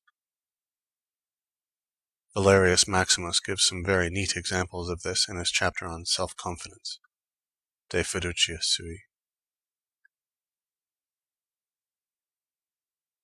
Not to go to the theater is like making one's toilet without a mirror. But it is still worse to take a decision without consulting a friend. For a man may have the most excellent judgment in all other matters, and yet go wrong in those which concern himself, because here the will comes in and deranges the intellect at once. Therefore, let a man take counsel of a friend. A doctor can cure everyone but himself. If he falls ill, he sends for a colleague. In all that we do, we wish, more or less, to come to the end. We are impatient to finish, and glad to be done. But the last scene of all, the general end, is something that, as a rule, we wish as far off as may be. Every parting gives a foretaste of death. Every coming together again a foretaste of the resurrection. This is why even people who were indifferent to each other rejoice so much if they come together again after 20 or 30 years' separation. Intellects differ from one another in a very real and fundamental way, but no comparison can well be made by merely general observations. It is necessary to come close and to go into details, for the difference that exists cannot be seen from afar, and it is not easy to judge by outward appearances, as in the several cases of education, leisure, and occupation. But even judging by these alone, it must be admitted that many a man has a degree of existence at least 10 times as high as another. In other words, exists 10 times as much. I am not speaking here of savages whose life is often only 1 degree above that of the apes in their woods. Consider, for instance, a porter in Naples or Venice in the north of Europe. Solicitude for the winter months makes people more thoughtful and therefore reflective. Look at the life he leads, from its beginning to its end, driven by poverty, living on his physical strength, meeting the needs of every day, nay, of every hour, by hard work, great effort, constant tumult, want in all its forms, no care for the morrow, his only comfort rest after exhaustion, continuous quarreling, not a moment free for reflection. Such sensual delights as a mild climate and only just sufficient food will permit of. And then, finally, as the metaphysical element, the crass superstition of his church, the whole forming a matter of life with only a low degree of consciousness, where a man hustles, or rather is hustled, through his existence. This restless and confused dream forms the life of how many millions? Such men think only just so much as is necessary to carry out their will for the moment. They never reflect upon their life as a connected whole, let alone, then, upon existence in general. To a certain extent, they may be said to exist without really knowing it. The existence of the mobsman, or the slave who lives on in this unthinking way, stands very much nearer than ours to that of the brute, which is confined entirely to the present moment. But, for that very reason, it has also less of pain in it than ours. Nay, since all pleasure is in its nature negative, that is to say, consists in freedom from some form of misery or need, the constant and rapid interchange between setting about something and getting it done, which is the permanent accompaniment of the work they do, and then again the augmented form which this takes when they go from work to rest and the satisfaction of their needs, all this gives them a constant source of enjoyment. And the fact that it is much commoner to see happy faces amongst the poor than amongst the rich is a sure proof that it is used to good advantage. Passing from this kind of man, consider next the sober, sensible merchant, who leads a life of speculation, thinks long over his plans and carries them out with great care, founds a house and provides for his wife, his children, and descendants, takes his share, too, in the life of a community. It is obvious that a man like this has a much higher degree of consciousness than the former, and so his existence has a higher degree of reality. Then look at the man of learning, who investigates, it may be, the history of the past. He will have reached the point at which a man becomes conscious of existence as a whole, sees beyond the period of his own life, beyond his own personal interests, thinking over the whole course of the world's history. Then, finally, look at the poet or the philosopher, in whom reflection has reached such a height that instead of being drawn on to investigate any one particular phenomenon of existence, he stands in amazement before existence itself, this great sphinx, and makes it his problem. In him, consciousness has reached the degree of clearness at which it embraces the world itself. His intellect has completely abandoned its function as the servant of his will, and now holds the world before him, and the world calls upon him much more to examine and consider it than to play a part in it himself. If, then, the degree of consciousness is the degree of reality, such a man will be said to exist most of all, and there will be sense and significance in so describing him. Between the two extremes here sketched and the intervening stages, everyone will be able to find the place at which he himself stands. We know that man is in general superior to all other animals, and this is also the case in his capacity for being trained. Mohammedans are trained to pray with their faces turned towards Mecca 5 times a day, and they never fail to do it. Christians are trained to cross themselves on certain occasions, to bow, and so on. Indeed, it may be said that religion is the chef d'oeuvre of the art of training, because it trains people in the way they shall think. And, as is well known, you cannot begin the process too early.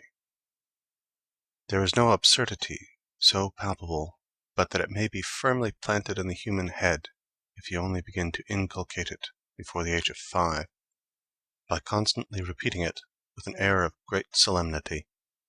For as in the case of animals, so in that of men, training is successful only when you begin in early youth. Noblemen and gentlemen are trained to hold nothing sacred but their word of honor, to maintain a zealous, rigid, and unshaken belief in their ridiculous code of chivalry, and if they are called upon to do so, to seal their belief by dying for it, and seriously to regard a king as a being of a higher order. Again, our expressions of politeness, the compliments we make, in particular the respectful attentions we pay to ladies, are a matter of training, as also our esteem for good birth, rank, titles, and so on. Of the same character is the resentment we feel at any insult directed against us, and the measure of this resentment may be exactly determined by the nature of the insult.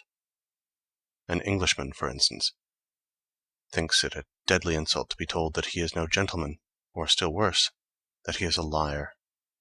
A Frenchman has the same feeling if you call him a coward, and a German if you say he is stupid. There are many persons who are trained to be strictly honorable in regard to one particular matter, while they have little honor to boast of in anything else. Many a man, for instance, will not steal your money, but he will lay hands on everything of yours that he can enjoy without having to pay for it.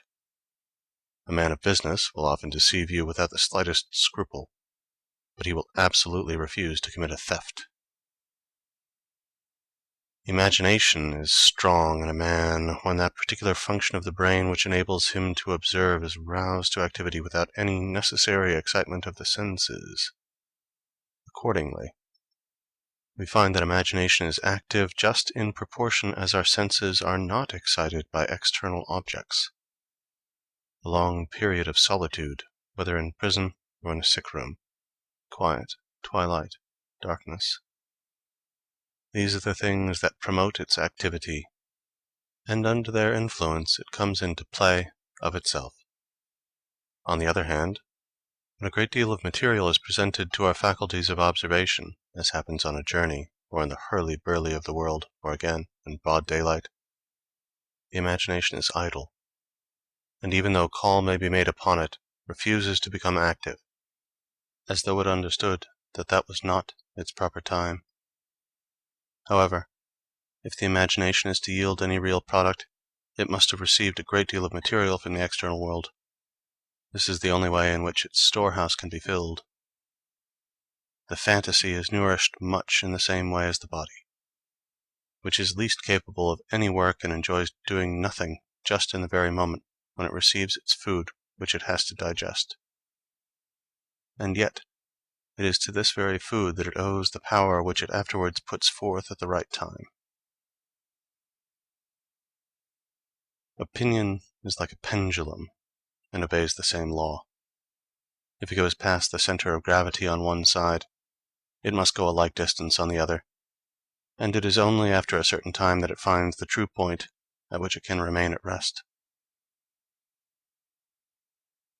By a process of contradiction, distance in space makes things look small, and therefore free from defect. This is why a landscape looks so much better in a contracting mirror or in a camera obscura than it is in reality. The same effect is produced by distance in time. The scenes and events of long ago and the persons who took part in them were a charming aspect to the eye of memory, which sees only the outlines and takes no note of disagreeable details. The present enjoys no such advantage, and so it always seems defective. And again, as regards space, small objects close to us look big, and if they are very close, we may be able to see nothing else. But when we go a little way off, they become minute and invisible. It is the same way again as regards time. The little incidents and accidents of every day fill us with emotion, anxiety, annoyance, passion, as long as they are close to us, when they appear so big, so important, so serious. But as soon as they are borne down the restless stream of time, they lose what significance they had. We think no more of them, and soon forget them altogether. They were big, only because they were near.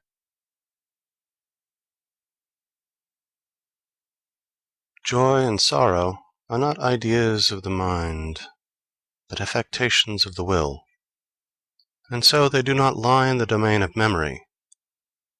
We cannot recall our joys and sorrows, by which I mean that we cannot renew them. We can recall only the ideas that accompanied them, and in particular, the things we were led to say, and these form a gauge of our feelings at the time. Hence, our memory of joys and sorrows is always imperfect, and they become a matter of indifference to us as soon as they are over. This explains the vanity of the attempt, which we sometimes make, to revive the pleasures and the pains of the past. Pleasure and pain are essentially an affair of the will, and the will, as such, is not possessed of memory, which is a function of the intellect. And this, in its turn, gives out and takes in nothing but thoughts and ideas, which are not here in question. It is a curious fact that in bad days we can very vividly recall the good time that is now no more, but that in good days we have only a very cold and imperfect memory of the bad. We have a much better memory of actual objects or pictures than for mere ideas. Hence, a good imagination makes it easier to learn languages, for by its aid, the new word is at once united with the actual object to which it refers, whereas, if there is no imagination, it is simply put on a parallel with the equivalent word in the mother tongue. Mnemonics should not only mean the art of keeping something indirectly in the memory by the use of some direct pun or witticism. It should rather be applied to a systematic theory of memory, and explain its several attributes by reference both to its real nature and to the relation in which these attributes stand to one another. There are moments in life when our senses obtain a higher and rarer degree of clearness, apart from any particular occasion for it in the nature of our surroundings, and explicable rather on physiological grounds alone, as the result of some enhanced state of susceptibility working from within outwards. Such moments remain indelibly impressed upon the memory, and preserve themselves in their individuality entire. We can assign no reason for it, nor explain why this, among so many thousand moments like it, should be specially remembered. It seems as much a matter of chance as when single specimens of a whole race of animals now extinct are discovered in the layers of a rock, or when, on opening a book, we light upon an insect accidentally crushed within the leaves. Memories of this kind are always sweet and pleasant. It occasionally happens that, for no particular reason, long-forgotten scenes suddenly start up in the memory. This may in many cases be due to the action of some hardly perceptible odor, which accompanied those scenes, and now recurs exactly same as before. For it is well known that the sense of smell is specially effective in awakening memories, and that in general it does not require much to rouse a train of ideas. And I may say, in passing, that the sense of sight is connected with the understanding, the sense of hearing with the reason, and, as we see in the present case, the sense of smell with the memory. Touch and taste are more material and dependent upon contact. They have no ideal side. It must also be reckoned among the peculiar attributes of memory that a slight state of intoxication often so greatly enhances the recollection of past times and scenes, that all the circumstances connected with them come back much more clearly than would be possible in a state of sobriety, but that, on the other hand, the recollection of what one said or did while the intoxication lasted is more than usually imperfect, nay, that if one has been absolutely tipsy, it is gone altogether. We may say, then, that whilst intoxication enhances the memory for what is past, it allows it to remember a little of the present. Men need some kind of external activity because they are inactive within. Contrarily, if they are active within, they do not care to be dragged out of themselves. It disturbs and impedes their thoughts in a way that is often most ruinous to them. I am not surprised that some people are bored when they find themselves alone, for they cannot laugh if they are quite by themselves. The very idea of it seems folly to them. Are we, then, to look upon laughter as merely a signal for others, a mere sign, like a word? What makes it impossible for people to laugh when they are alone is nothing but want of imagination, dullness of mind generally. Anastasia kai bradutes tsukes, as Theophrastus has it. The lower animals never laugh, either alone or in company. Myson, the misanthropist, was once surprised by one of these people as he was laughing to himself. "Why do you laugh?" he asked. "There is no one with you." "That is just why I am laughing," said Myson. Natural gesticulation, such as commonly accompanies any lively talk, is a language of its own, more widespread even than the language of words, so far, I mean, as it is independent of words and alike in all nations. It is true that nations make use of it in proportion as they are vivacious, and that, in particular cases, amongst the Italians for instance, it is supplemented by certain peculiar gestures which are merely conventional, and therefore possessed of nothing more than a local value. In the universal use made of it, gesticulation has some analogy with logic and grammar, in that it has to do with the form rather than with the matter of conversation. But on the other hand, it is distinguishable from them by the fact that it has more of a moral than of an intellectual bearing. In other words, it reflects the movements of the will.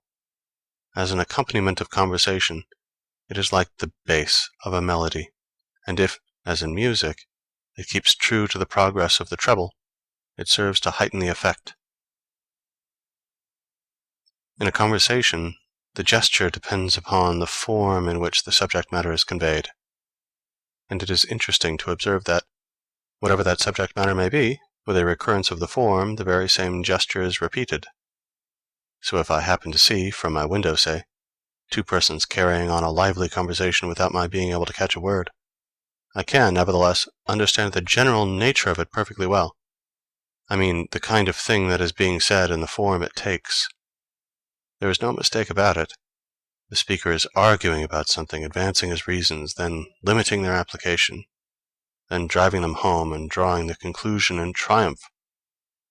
Or he is recounting his experiences, proving, perhaps, beyond the shadow of a doubt, how much he has been injured, but bringing the clearest and most damning evidence to show that his opponents were foolish and obstinate people who would not be convinced.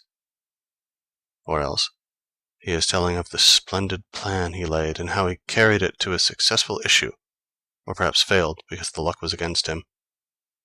Or, it may be, he is saying that he was completely at a loss to know what to do, or that he was quick in seeing some traps set for him, and that by insisting on his rights, or by applying a little force, he succeeded in frustrating and punishing his enemies, and so on, in hundreds of cases of a similar kind.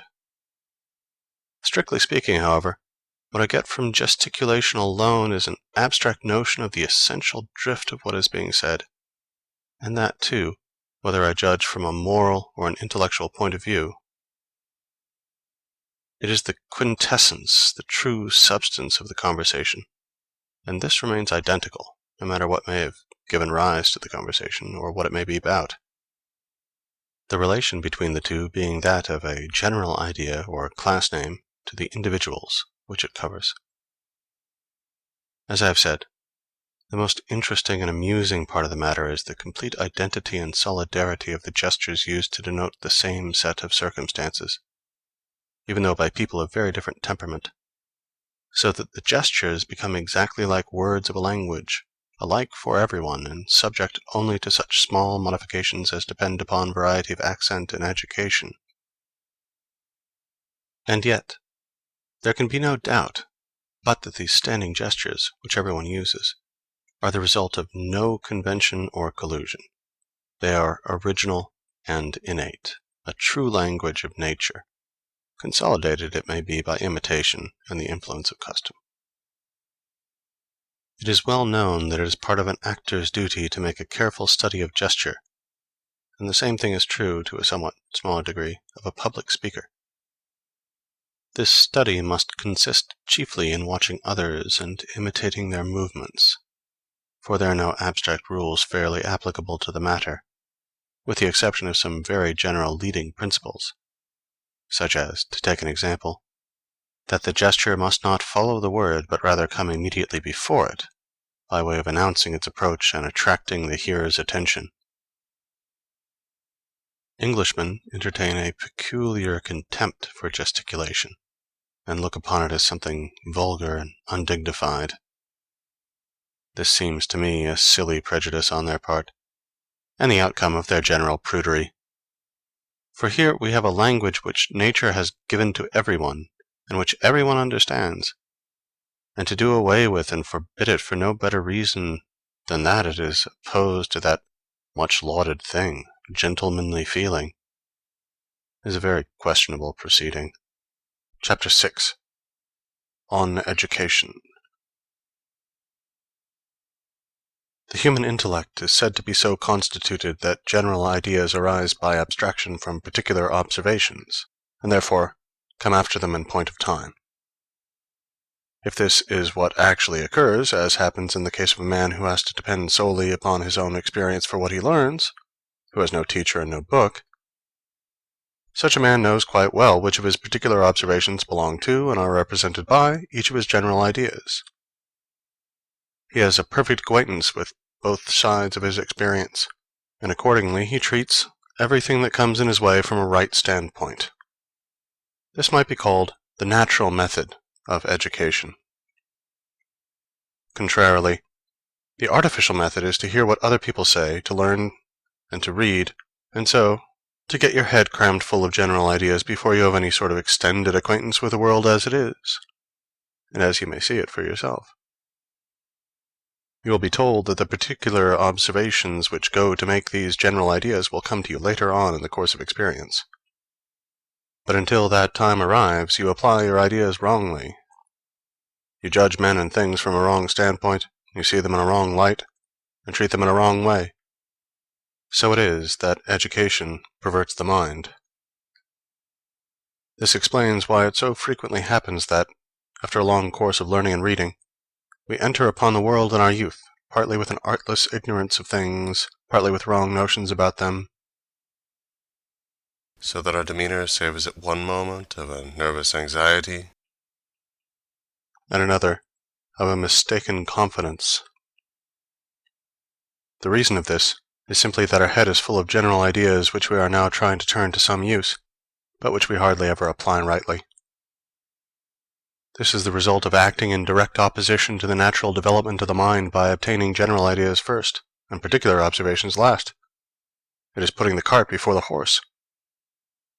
Instead of developing the child's own faculties of discernment and teaching it to judge and think for itself, the teacher uses all his energies to stuff its head full of the ready-made thoughts of other people. The mistaken views of life, which spring from a false application of general ideas, have afterwards to be corrected by long years of experience, and it is seldom that they are wholly corrected. This is why so few men of learning are possessed of common sense, such as is often to be met with in people who have had no instruction at all. To acquire a knowledge of the world might be defined as the aim of all education, and it follows from what I have said that special stress should be laid upon beginning to acquire this knowledge at the right end. As I have shown, this means in the main that the particular observation of a thing shall precede the general idea of it. Further, that narrow and circumscribed ideas shall come before ideas of a wide range. It means, therefore, that the whole system of education shall follow in the steps that must have been taken by the ideas themselves in the course of their formation. But whenever any of these steps are skipped or left out, the instruction is defective and the ideas obtained are false. And finally, a distorted view of the world arises, peculiar to the individual himself.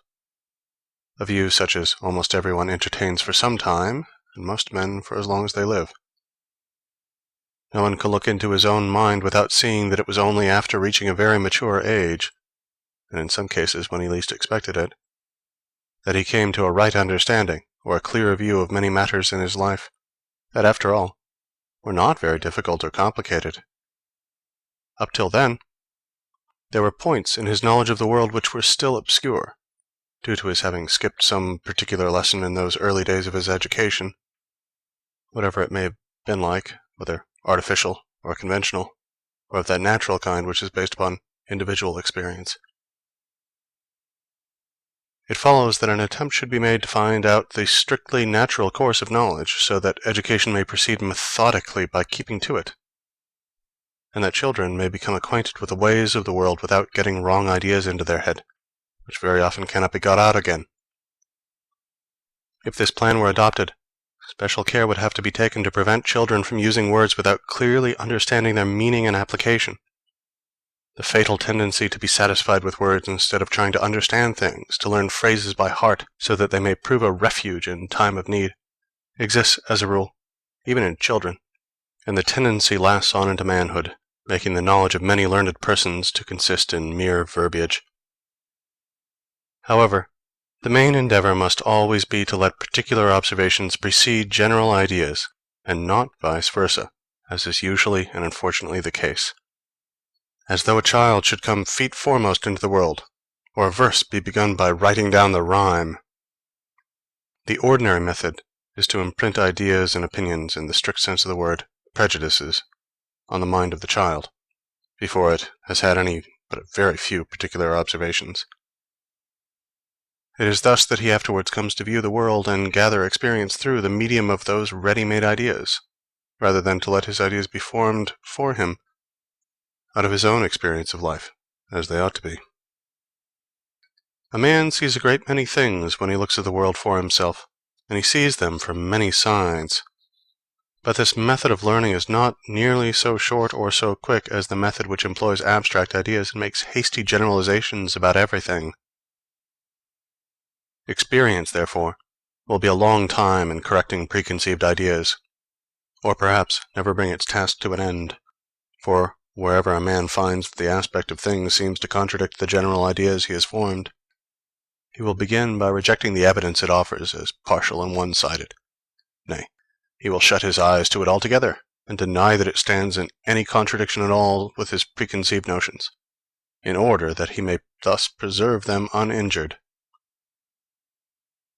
So it is that many a man carries about a burden of wrong notions all his life long, crotchets, whims, fancies, prejudices, which at last become fixed ideas.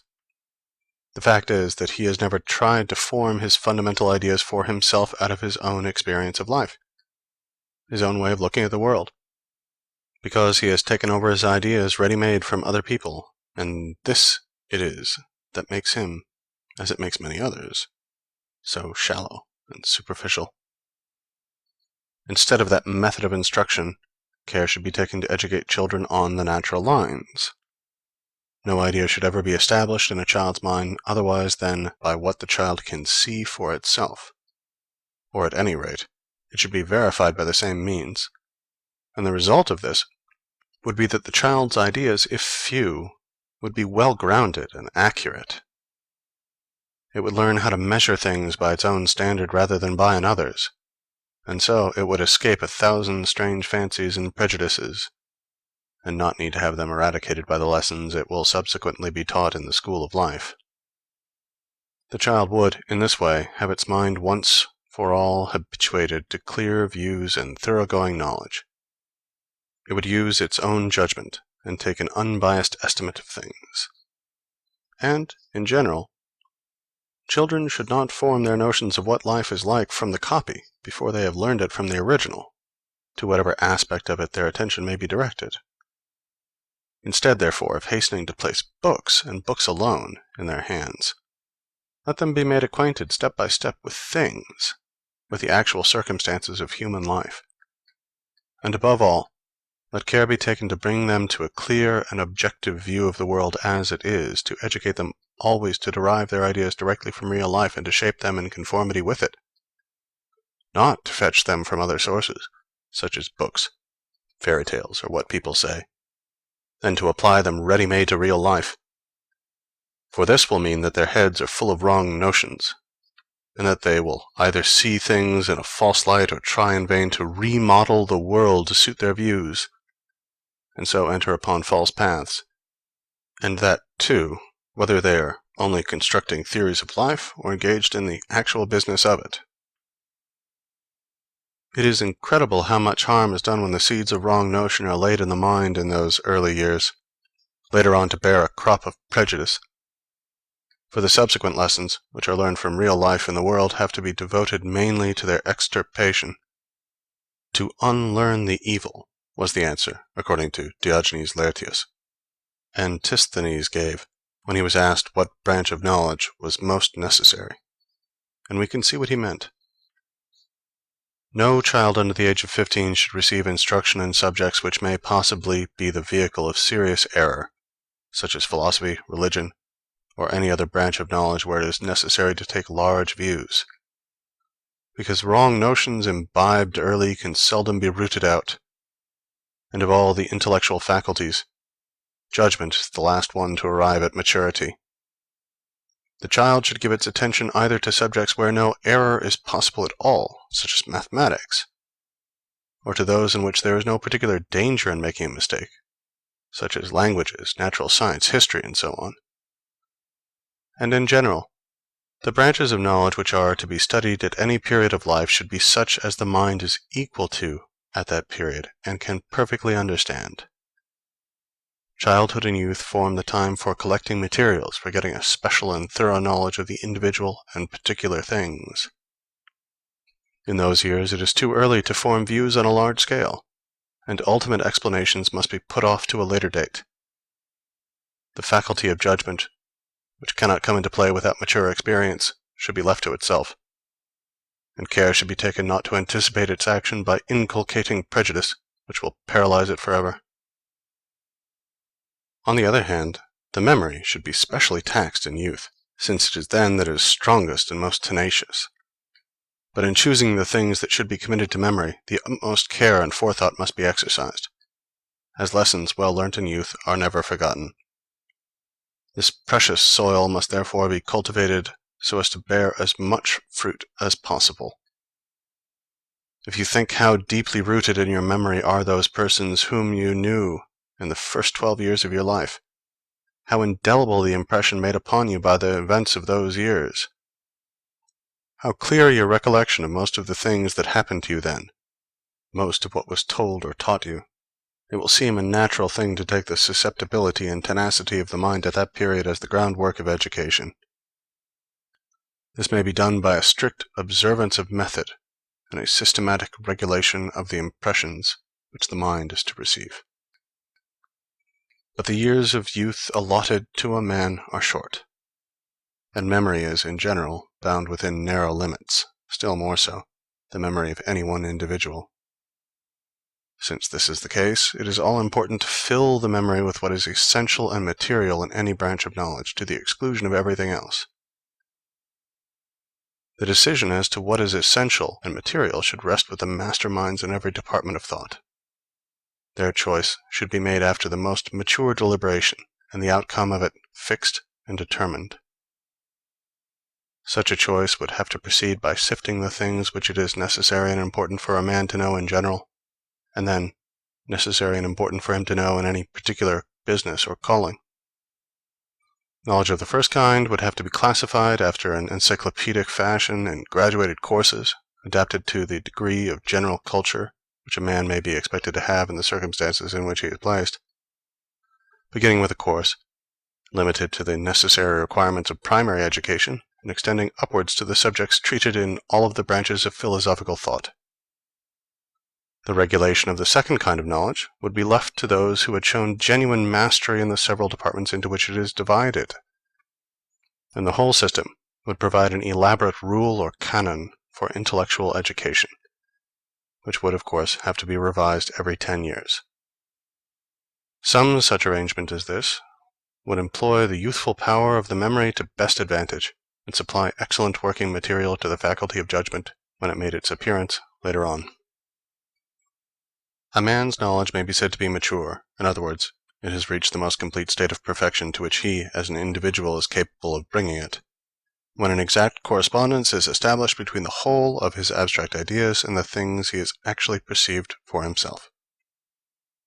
This will mean that each of his abstract ideas rests, directly or indirectly, upon a basis of observation, which alone endows it with any real value, and also that he is able to place every observation he makes under the right abstract idea which belongs to it. Maturity is the work of experience alone, and therefore it requires time. The knowledge we derive from our own observation is usually distinct from that which we acquire through the medium of abstract ideas, the one coming to us in the natural way, the other by what people tell us, and the course of instruction we receive, whether it is good or bad. The result is that in youth there is generally very little agreement or correspondence between our abstract ideas, which are merely phrases in the mind, and that real knowledge which we have obtained by our own observation. It is only later on that a gradual approach takes place between these two kinds of knowledge, accompanied by a mutual correction of error, and knowledge is not mature until this coalition is accomplished. This maturity or perfection of knowledge is something quite independent of another kind of perfection, which may be of a high or a low order. The perfection, I mean, to which a man may bring his own individual faculties, which is measured not by any correspondence between the two kinds of knowledge, but by the degree of intensity which each kind attains. For the practical man, the most needful thing is to acquire an accurate and profound knowledge of the ways of the world. But this, though the most needful, is also the most wearisome of all studies, as a man may reach a great age without coming to the end of his task. Whereas in the domain of the sciences he masters the more important facts when he is still young. In acquiring that knowledge of the world, it is while he is a novice, namely in boyhood and in youth, that the first and hardest lessons are put before him. But it often happens that even in later years there is still a great deal to be learned. The study is difficult enough in itself, but the difficulty is doubled by novels, which represent a state of things in life and the world, such as, in fact, does not exist. Youth is credulous and accepts these views of life, which then become part and parcel of the mind, so that instead of merely negative condition of ignorance, you have positive error, a whole tissue of false notions to start with. And at a later date, these actually spoil the schooling of experience, and put a wrong construction on the lessons it teaches. If before this, the youth had no light at all to guide him, he is now misled by a will-o'-the-wisp. Still more often is this the case with a girl. They have both had a false view of things foisted on them by reading novels, and expectations have been aroused which can never be fulfilled. This generally exercises a baneful influence on their whole life. In this respect, those whose youth has allowed them no time or opportunity for reading novels, those who work with their hands and the like, are in a position of decided advantage. There are a few novels to which this reproach cannot be addressed, nay, which have an effect the contrary of bad. First and foremost, to give an example, Gil Blas and the other works of Le Sage, or rather their Spanish originals. Further, The Vicar of Wakefield, and to some extent, Sir Walter Scott's novels. Don Quixote may be regarded as a satirical exhibition of the error to which I am referring. Chapter 7. Of Women. Schiller's poem in honor of women, Würde der Frauen, is the result of much careful thought, and it appeals to the reader by its antithetic style and its use of contrast. But as an expression of the true praise which should be accorded to them, it is, I think, inferior to these few words of Joyce. Without women, the beginning of our life would be helpless, the middle devoid of pleasure, and the end of consolation. The same thing is more feelingly expressed by Byron in Sardanapalus. The very first of human life must spring from woman's breast. Your first small words are taught you from her lips. Your first tears quenched by her, and your last sighs, too often, breathed out in a woman's hearing, when men have shrunk from the ignoble care of watching the last hour of him who led them. Act 1, Scene 2. These two passages indicate the right standpoint for the appreciation of women. You need only look at the way in which she is formed to see that woman is not meant to undergo great labor, whether of the mind or of the body.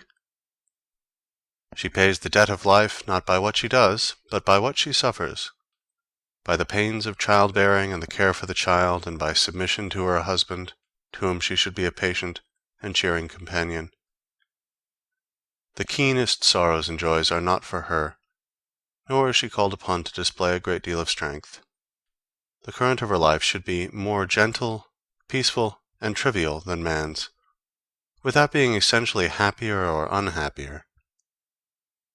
Women are directly fitted for acting as the nurses and teachers of our early childhood, by the fact that they are themselves childish, frivolous, and short-sighted. In a word, they are big children all their life long, a kind of intermediate stage between the child and the full-grown man, who is man in the strict sense of the word. See how a girl will fondle a child for days together, dance with it, and sing to it, and then think what a man, with the best will in the world, could do if he were put in her place.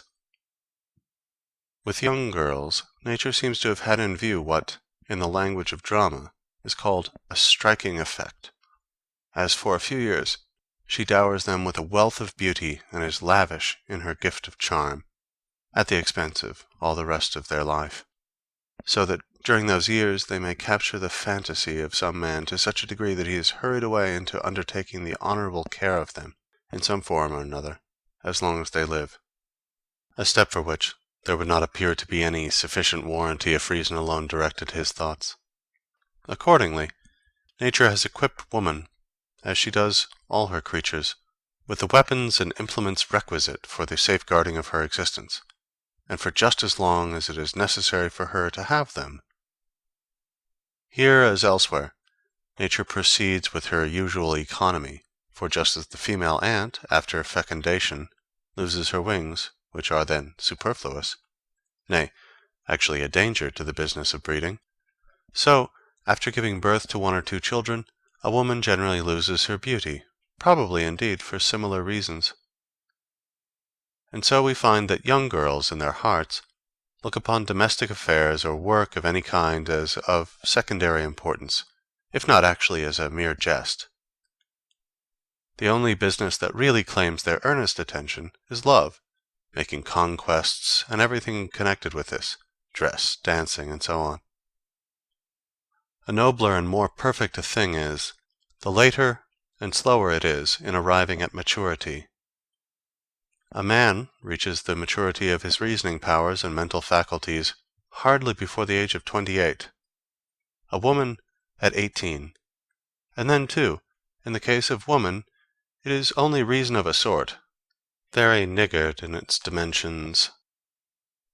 That is why women remain children their whole life long, never seeing anything but what is quite close to them, cleaving to the present moment, taking appearance for reality, and preferring trifles to matters of the first importance.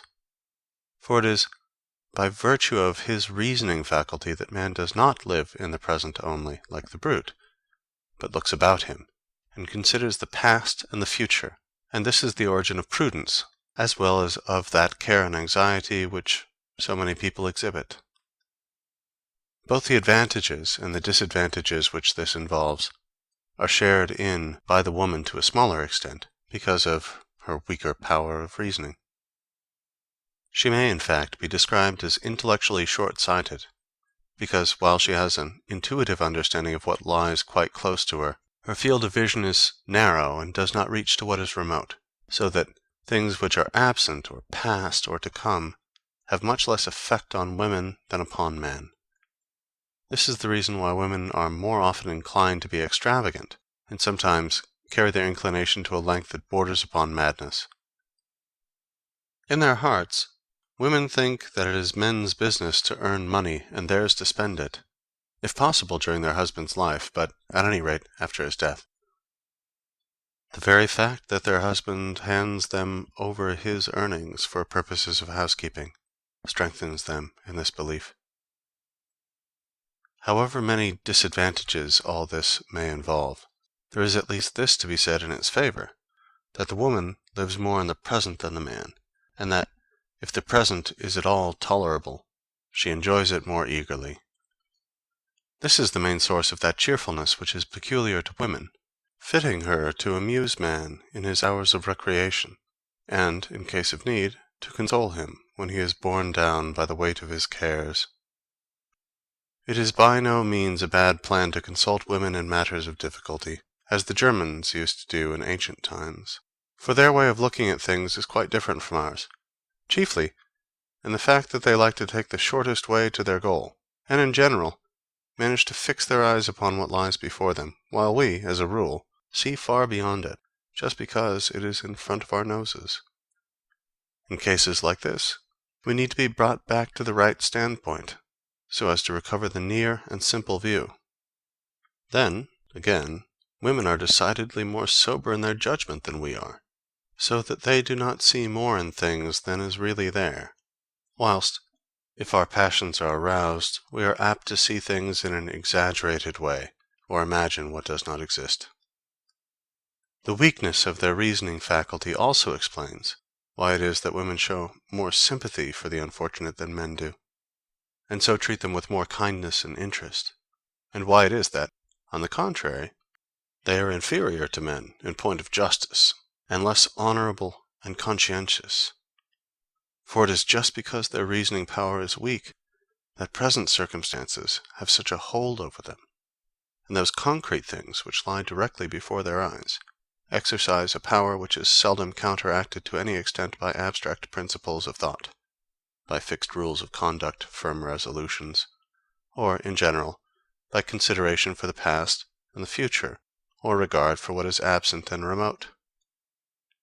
Accordingly, they possess the first and main elements that go to make a virtuous character, but they are deficient in those secondary qualities, which are often a necessary instrument in the formation of it. Footnote. In this respect, they may be compared to an animal organism which contains a liver but no gallbladder. Here, let me refer to what I have said in my treatise on the Foundations of Morals, section 17. End footnote. Hence, it will be found that the fundamental fault of the female character is that it has no sense of justice. This is mainly due to the fact, already mentioned, that women are defective in the powers of reasoning and deliberation, but it is also traceable to the position which nature has assigned to them as the weaker sex. They are dependent, not upon strength, but upon craft, and hence their instinctive capacity for cunning, and their ineradicable tendency to say what is not true. For, as lions are provided with claws and teeth, and elephants and boars with tusks, bulls with horns, and cuttlefish with its clouds of inky fluid, so nature has equipped woman, for her defense and protection with the arts of dissimulation, and all the power which nature has conferred upon man in the shape of physical strength and reason has been bestowed upon woman in this form. Hence, dissimulation is innate in women, and almost as much a quality of the stupid as of the clever. It is as natural for them to make use of it on every occasion as it is for those animals to employ their means of defense when they are attacked. They have a feeling that, in doing so, they are only within their rights. Therefore, a woman who is perfectly truthful and not given to dissimulation is perhaps an impossibility, and for this very reason they are so quick at seeing through dissimulation in others, that it is not a wise thing to attempt it with them. But this fundamental defect which I have stated, with all that it entails, gives rise to falsity, faithlessness, treachery, ingratitude, and so on. Perjury in a court of justice is more often committed by women than by men. It may indeed be generally questioned whether women ought to be sworn in at all. From time to time, one finds repeated cases everywhere of ladies who want for nothing, taking things from shop counters when no one is looking, and making off with them. Nature has appointed that the propagation of the species shall be the business of men who are young, strong, and handsome, so that the race may not degenerate. This is the firm will and purpose of nature in regard to the species, and it finds its expression in the passions of women. There is no law that is older or more powerful than this. Woe, then, to the man who sets up claims and interests that will conflict with it. Whatever he may say and do, they will be unmercifully crushed at the first serious encounter. For the innate rule that governs women's conduct, though it is secret and unformulated, nay, unconscious in its working, is this: we are justified in deceiving those who think they have acquired rights over the species by paying little attention to the individual, that is, to us. The constitution, and therefore the welfare of the species, have been placed in our hands and committed to our care through the control we obtain over the next generation, which proceeds from us. Let us discharge our duties conscientiously. But women have no abstract knowledge of this leading principle. They are conscious of it only as a concrete fact, and they have no other method of giving expression to it than the way in which they act when the opportunity arrives. And then their conscience does not trouble them so much as we fancy. For in the darkest recesses of their heart they are aware that in committing a breach of their duty towards the individual, they have all the better fulfilled their duty towards the species, which is infinitely greater. And since women exist in the main solely for the propagation of the species, and are not destined for anything else, they live as a rule more for the species than for the individual, and in their hearts take the affairs of the species more seriously than those of the individual. This gives their whole life and being a certain levity. The general bent of their character is in a direction fundamentally different from that of man, and it is this which produces that discord in married life which is so frequent and almost the normal state. The natural feeling between men is mere indifference, but between women it is actual enmity. The reason for this is that trade jealousy, odium figulinum, which, in the case of men, does not go beyond the confines of their own particular pursuit, but with women embraces the whole sex, since they have only one kind of business. Even when they meet in the street, women look at one another like Guelphs and Ghibellines, and it is a patent fact that when two women first make acquaintance with each other, they behave with more constraint and dissimulation than two men would show in a like case. And hence it is that an exchange of compliments between two women is a much more ridiculous proceeding than between two men. Further, whilst a man will, as a general rule, always preserve a certain amount of consideration and humanity in speaking to others, even to those who are in a very inferior position, it is intolerable to see how proudly and disdainfully a fine lady will generally behave towards one who is in a lower social rank. I do not mean a woman who is in her service. whenever she speaks to her. The reason of this may be that with women differences of rank are much more precarious than with us, because while 100 considerations carry weight in our case, in theirs there is only one, namely, with which man they have found favor, as also that they stand in much nearer relations with one another than men do, in consequence of the one-sided nature of their calling. This makes them endeavor to lay stress upon differences of rank. It is only the man whose intellect is clouded by his sexual impulses that could give the name of the fair sex to that undersized, narrow-shouldered, broad-hipped, and short-legged race. For the whole beauty of the sex is bound up with this impulse. Instead of calling them beautiful, there would be more warrant for describing women as the unaesthetic sex. Neither for music, nor for poetry, nor for fine art have they really and truly any sense or susceptibility. It is a mere mockery if they make a pretense of it in order to assist their endeavor to please. Hence, as a result of this, they are incapable of taking a purely objective interest in anything, and the reason of it seems to me to be as follows.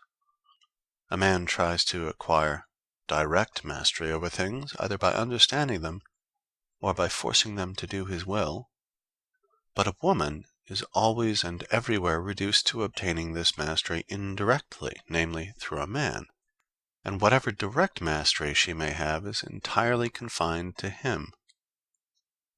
And so it lies in woman's nature to look upon everything only as a means for conquering man, and if she takes an interest in anything else, it is simulated, a mere roundabout way of gaining her ends by coquetry and feigning what she does not feel. Hence, even Rousseau declared, women have in general no love for any art, they have no proper knowledge of any, and they have no genius. No one who sees it all below the surface can have failed to remark the same thing. You need only observe the kind of attention women bestow upon a concert, an opera, or a play. The childish simplicity, for example, with which they keep on chattering during the finest passages in the greatest masterpieces. If it is true that the Greeks excluded women from their theaters, they were quite right in what they did. At any rate, you would have been able to hear what was said upon the stage. In our day, besides, or in lieu of saying, "Let a woman keep silence in the church," it would be much to the point to say, "Let a woman keep silence in the theater." This might perhaps be put up in big letters on the curtain. And you cannot expect anything else of women if you consider that the most distinguished intellects among the whole sex have never managed to produce a single achievement in the fine arts that is really great, genuine, and original, or given to the world any work of permanent value in any sphere. This is most strikingly shown in regard to painting, where mastery of technique is at least as much within their power as within ours, and hence they are diligent in cultivating it, but still they have not a single great painting to boast of, just because they are deficient in that objectivity of mind which is so directly indispensable in painting. They never get beyond a subjective point of view.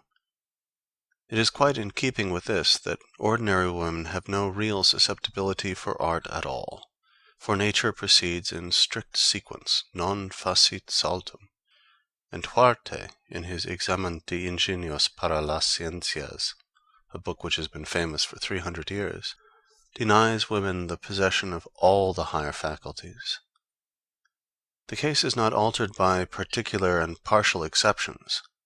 Taken as a whole, women are and remain thoroughgoing Philistines and quite incurable.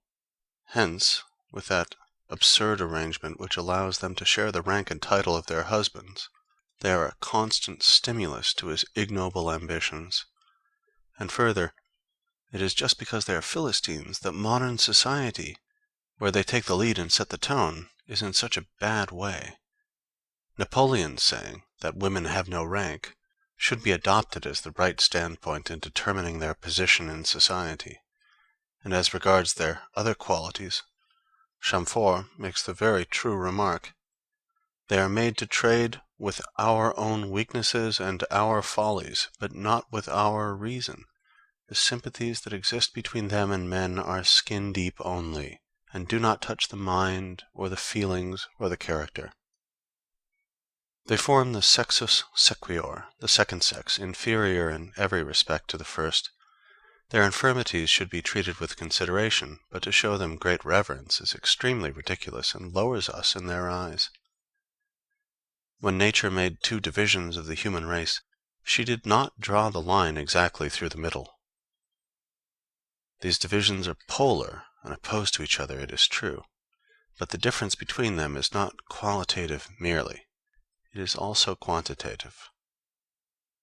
This is just the view which the ancients took of woman, and the view which people in the East take now, and their judgment as to her proper position is much more correct than ours, with our old French notions of gallantry and our preposterous system of reverence, that highest product of Teutonico-Christian stupidity. These notions have served only to make women more arrogant and overbearing, so that one is occasionally reminded of the holy apes in Benares, who, in the consciousness of their sanctity and inviolable position, think they can do exactly as they please. But in the West, the woman, and especially the lady, finds herself in a false position, for woman, rightly called by the ancients sexus sequior, is by no means fit to be the object of our honor and veneration, or to hold her head higher than man and be on equal terms with him. The consequences of this false position are sufficiently obvious. Accordingly, it would be a very desirable thing if this number 2 of the human race were in Europe also relegated to her natural place, and an end put to that lady nuisance, which not only moves all Asia to laughter, but would have been ridiculed by Greece and Rome as well. It is impossible to calculate the good effects which such a change would bring about in our social, civil, and political arrangements. There would be no necessity for the Salic law. It would be a superfluous truism. In Europe, the lady, strictly so called, is a being who should not exist at all. She should be either a housewife or a girl who hopes to become one, and she should be brought up not to be arrogant, but to be thrifty and submissive. It is just because there are such people as ladies in Europe that the women of the lower classes, that is to say, the great majority of the sex, are much more unhappy than they are in the East. And even Lord Byron says, "Thought of the state of women under the ancient Greeks, convenient enough; present state, a remnant of the barbarism of the chivalric and the feudal ages, artificial and unnatural. They ought to mind home, and be well fed and clothed, but not mixed in society; well educated too in religion, but to read neither poetry nor politics, nothing but books of piety and cookery; music, drawing, dancing, also a little gardening and plowing now and then. I have seen them mending the roads in Epirus with good success. Why not, as well, haymaking and milking?" The laws of marriage prevailing in Europe consider the woman as the equivalent of the man, start, that is to say, from a wrong position. In our part of the world, where monogamy is the rule, to marry means to have one's rights and double one's duties. Now, when the laws gave women equal rights with man, they ought to have also endowed her with a masculine intellect. But the fact is, that just in proportion as the honors and privileges which the laws accord to women exceed the amount which nature gives, is there a diminution in the number of women who really participate in these privileges, and all the remainder are deprived of their natural rights by just so much as is given to the others over and above their share. For the institution of monogamy and the laws of marriage which it entails bestow upon the woman an unnatural position of privilege, by considering her throughout as the full equivalent of the man, which is by no means the case. And seeing this, Men who are shrewd and prudent very often scruple to make so great a sacrifice and to acquiesce in so unfair an arrangement. Consequently, whilst among polygamous nations every woman is provided for, where monogamy prevails, the number of married women is limited, and there remains over a large number of women without stay or support, who in the upper classes vegetate as useless old maids, and in the lower succumb to hard work for which they are not suited, or else become filles de joie, whose life is as destitute of joy as it is of honor. But under the circumstances they become a necessity, and their position is openly recognized as serving the special end of warding off temptation from those women favored by fate, who have found, or may hope to find, husbands. In London alone there are 80,000 prostitutes.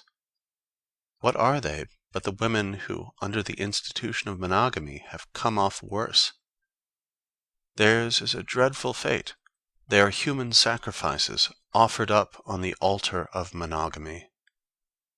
The women whose wretched position is here described are the inevitable set-off to the European lady with her arrogance and pretension. Polygamy is therefore a real benefit to the female sex, if it is taken as a whole. And from another point of view, there is no true reason why a man whose wife suffers from chronic illness, or remains barren, or has gradually become too old for him, should not take a second. The motives which induce so many people to become converts to Mormonism appear to be just those which militate against the unnatural institution of monogamy.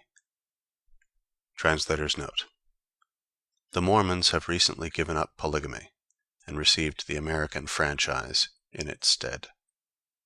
End note. Moreover, the bestowal of unnatural rights upon women has imposed upon them unnatural duties, and, nevertheless, a breach of these duties makes them unhappy. Let me explain. A man may often think that his social or financial position will suffer if he marries, unless he makes some brilliant alliance. His desire will then be to win a woman of his own choice under conditions other than those of marriage, such as will secure her position and that of the children. However fair, reasonable, fit, and proper these conditions may be, and the woman consents by foregoing that undue amount of privilege which marriage alone can bestow, she to some extent loses her honor, because marriage is the basis of civic society, and she will lead an unhappy life, since human nature is so constituted that we pay an attention to the opinion of other people which is out of all proportion to its value. On the other hand, if she does not consent, she runs the risk either of having to be given in marriage to a man whom she does not like, or of being landed high and dry as an old maid. For the period during which she has a chance of being settled for life is very short. And in view of this aspect of the institution of monogamy, Thomasius's profoundly learned treatise De Concubinatum is well worth reading, for it shows that, amongst all nations and in all ages down to the Lutheran Reformation, concubinage was permitted, nay, that it was an institution which was to a certain extent actually recognized by law and attended with no dishonor. It was only the Lutheran Reformation that degraded it from this position. It was seen to be a further justification for the marriage of the clergy, and then, after that, the Catholic Church did not dare to remain behindhand in the matter. There is no use arguing about polygamy. It must be taken as de facto existing everywhere, and the only question is as to how it shall be regulated. Where are there, then, any real monogamists? We all live, at any rate for a time, and most of us always, in polygamy. And so, since every man needs many women, there's nothing fairer than to allow him, nay, to make it incumbent upon him, to provide for many women. This will reduce woman to her true and natural position as a subordinate being, and the lady, that monster of European civilization and Teutonico-Christian stupidity, will disappear from the world, leaving only women, but no more unhappy women, of which Europe is now full. In India, no woman is ever independent, but in accordance with the law of Mamu, she stands under the control of her father, her husband, her brother, or her son. It is, to be sure, a revolting thing that a widow should immolate herself upon her husband's funeral pyre, but it is also revolting that she should spend her husband's money with her paramours, the money for which he toiled his whole life long in the consoling belief that he was providing for his children. Happy are those who have kept the middle course, medium tenuere beati. The first love of a mother for her child is, with the lower animals as with men, of a purely instinctive character, and so it ceases when the child is no longer in a physically helpless condition. After that, the first love should give way to one that is based on habit and reason, but this often fails to make its appearance, especially where the mother did not love the father. The love of a father for his child is of a different order and more likely to last, because it has its foundation in the fact that in the child he recognizes his own inner self. That is to say, his love for it is metaphysical in origin. In almost all nations, whether of the ancient or the modern world, even amongst the Hottentots, property is inherited by the male descendants alone. It is only in Europe that a departure has taken place, but not amongst the nobility, however. That the property which has cost men long years of toil and effort, and been won with so much difficulty, should afterwards come into the hands of women, who then, in their lack of reason, squander it in a short time or otherwise fool it away, is a grievance and a wrong as serious as it is common, which should be prevented by limiting the right of women to inherit. In my opinion, the best arrangement would be that by which women, whether widows or daughters, should never receive anything beyond the interest of life on property secured by mortgage, and in no case the property itself or the capital, except where all male descendants fail. The people who make money are men, not women, and it follows from this that women are neither justified in having unconditional possession of it, nor fit persons to be entrusted with its administration. When wealth, in any true sense of the word, that is to say funds, houses, or land, is to go to them as an inheritance, they should never be allowed the free disposition of it. In their case, a guardian should always be appointed, and hence they should never be given the free control of their children, whenever it can be avoided. The vanity of women, even though it should not prove to be greater than that of men, has this much danger in it, that it takes an entirely material direction. They are vain, I mean, of their personal beauty, and then of finery, show, and magnificence. That is just why they are so much in their element in society. It is this, too, which makes them so inclined to be extravagant, all the more as their reasoning power is low. Accordingly, we find an ancient writer describing woman as, in general, of an extravagant nature. Gune to synolon esti depaneron physi. But with men, vanity often takes the direction of non-material advantages, such as intellect, learning, courage. In the Politics, Aristotle explains the great disadvantage which accrued to the Spartans from the fact that they conceded too much power to their women, by giving them the right of inheritance and dower, and a great amount of independence. And he shows how much this contributed to Sparta's fall. May it not be the case in France that the influence of women, which went on increasing steadily from the time of Louis XIII, was to blame for that gradual corruption of the court and the government which brought about the revolution of 1789, of which all subsequent disturbances have been the fruit. However that may be, the false position which women occupy, demonstrated as it is in the most glaring way by the institution of the lady, is a fundamental defect in our social scheme, and this defect, proceeding from the very heart of it, must spread its baneful influence in all directions. That woman is by nature meant to obey may be seen by the fact that every woman who is placed in the unnatural position of complete independence immediately attaches herself to some man by whom she allows herself to be guided and ruled. It is because she needs a lord and master. If she is young, it will be a lover. If she is old, a priest. Chapter 8. On Noise.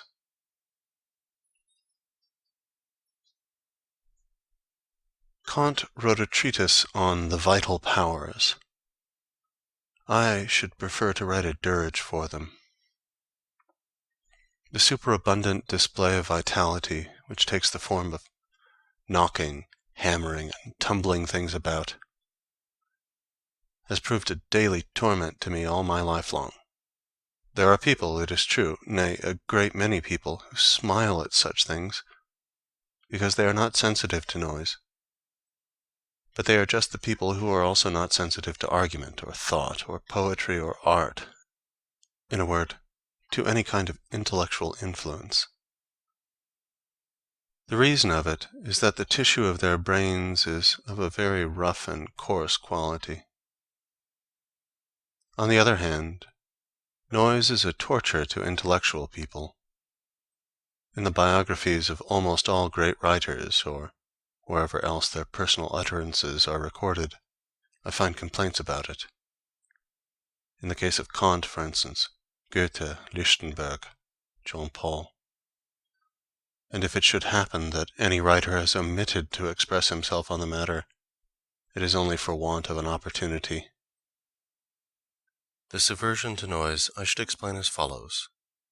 If you cut up a large diamond into little bits, it will entirely lose the value it had as a whole, and an army, divided up into small bodies of soldiers, loses all its strength.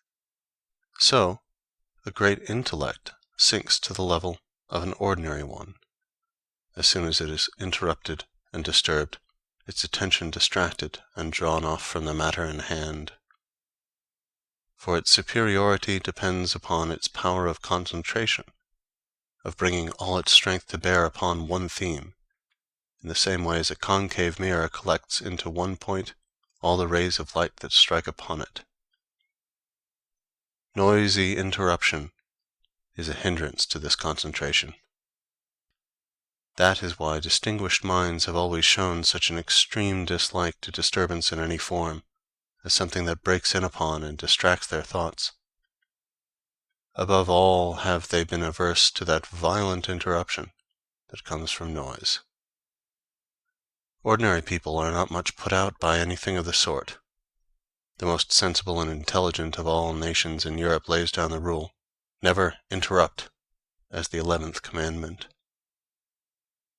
Noise is the most impertinent of all forms of interruption.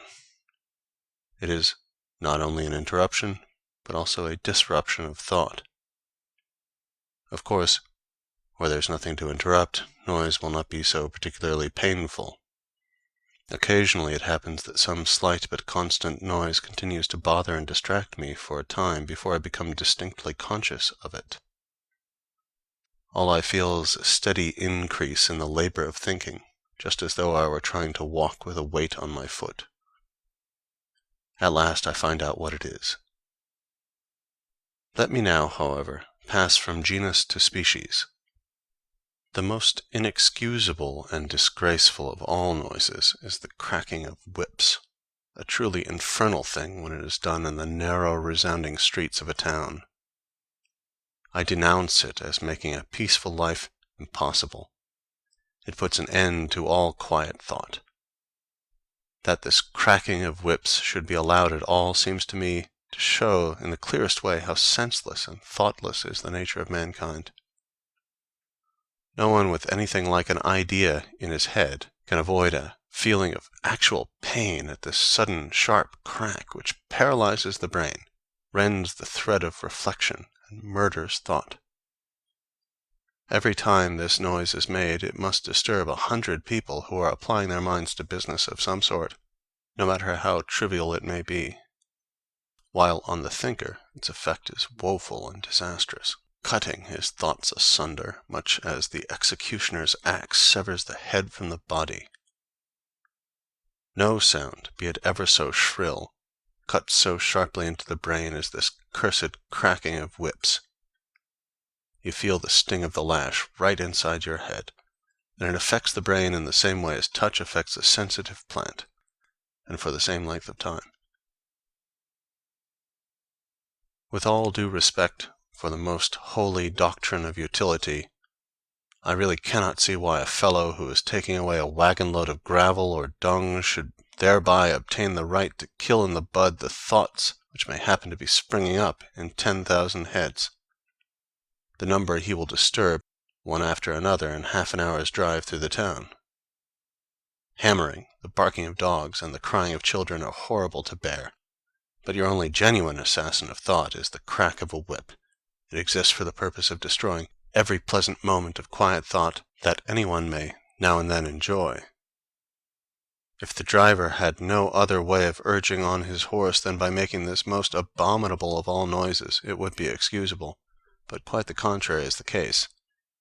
This cursed cracking of whips is not only unnecessary but even useless. Its aim is to produce an effect upon the intelligence of the horse, but through the constant abuse of it, the animal becomes habituated to the sound, which falls upon blunted feelings and produces no effect at all. The horse does not go any faster for it. You have a remarkable example of this in the ceaseless cracking of his whip on the part of a cab driver, while he is proceeding at a slow pace on the lookout for a fare. If he were to give his horse the slightest touch with the whip, it would have much more effect. Supposing, however, that it were absolutely necessary to crack the whip in order to keep the horse constantly in mind of its presence, it would be enough to make the 100th part of the noise. For it is a well-known fact that, in regard to sight and hearing, animals are sensitive to even the faintest indications. They are alive to things that we can scarcely perceive. The most surprising instances of this are furnished by trained dogs and canary birds. It is obvious, therefore, that here we have to do with an act of pure wantonness, nay, with an impudent defiance offered to those members of the community who may work with their heads by those who work with their hands. That such infamy should be tolerated in a town is a piece of barbarity and iniquity, all the more as it could easily be remedied by a police notice to the effect that every lash shall have a knot at the end of it. There can be no harm in drawing the attention of the mob to the fact that the classes above them work with their heads, for any kind of headwork is mortal anguish to the man in the street. A fellow who rides through the narrow alleys of a populous town with unemployed post-horses or cart-horses, and keeps on cracking a whip several yards long with all his might, deserves there and then to stand down and receive 5 really good blows with a stick. All the philanthropists in the world, and all the legislators, meeting to advocate and decree the total abolition of corporal punishment, will never persuade me to the contrary. There is something even more disgraceful than what I have just mentioned. Often enough you may see a carter walking along the street, quite alone, without any horses, and still cracking away incessantly. So accustomed has the wretch become to it in consequence of the unwarrantable toleration of this practice. A man's body and the needs of his body are now everywhere treated with a tender indulgence. Is the thinking mind, then, to be the only thing that is never to obtain the slightest measure of consideration or protection, to say nothing of respect? Carters, porters, messengers, these are the beasts of burden among mankind. By all means, let them be treated justly, fairly, indulgently, and with forethought. But they must not be permitted to stand in the way of the higher endeavors of humanity by wantonly making a noise. How many great and splendid thoughts, I should like to know, have been lost to the world by the crack of a whip? If I had the upper hand, I should soon produce, in the heads of these people, an indissoluble association of ideas between cracking a whip and getting a whipping. Let us hope that the more intelligent and refined among the nations will make a beginning in this matter, and then that the Germans may take example by it and follow suit. Meanwhile, I may quote what Thomas Hood says of them. For a musical nation, they are the most noisy I ever met with. That they are so is due to the fact, not that they are more fond of making a noise than other people, they would deny it if you asked them, but that their senses are obtuse. Consequently, when they hear a noise, it does not affect them much. It does not disturb them in reading or thinking, simply because they do not think, they only smoke, which is their substitute for thought. The general toleration of unnecessary noise, the slamming of doors, for instance, a very unmannerly and ill-bred thing, is direct evidence that the prevailing habit of mind is dullness and lack of thought. In Germany it seems as though care were taken that no one should ever think for mere noise. To mention one form of it, the way in which drumming goes on for no purpose at all. Finally, as regards the literature of the subject treated of in this chapter, I have only one work to recommend, but it is a good one. I refer to a poetical epistle in terzo rimo by the famous painter Bronzino, entitled De Romori, a Messer Luca Martini. It gives a detailed description of the torture to which people are put by the various noises of a small Italian town. Written in a tragic-comic style, it is very amusing. The epistle may be found in Opere Bellesche del Berni, Aretino ed Altri, Volume 2, page 258, apparently published in Utrecht in 1771. Chapter 9. A few parables. In a field of ripening corn, I came to a place which had been trampled down by some ruthless foot, and as I glanced among the countless stalks, every one of them alike, standing there so erect and bearing the full weight of the ear, I saw a multitude of different flowers, red and blue and violet. How pretty they looked, as they grew there so naturally with their little foliage. But, thought I, they are quite useless. They bear no fruit. They are mere weeds, suffered to remain only because there is no getting rid of them. And yet, but for these flowers, there would be nothing to charm the eye in that wilderness of stalks. They are emblematic of poetry and art, which in civic life, so severe but still useful and not without its fruit, play the same part as flowers in the corn.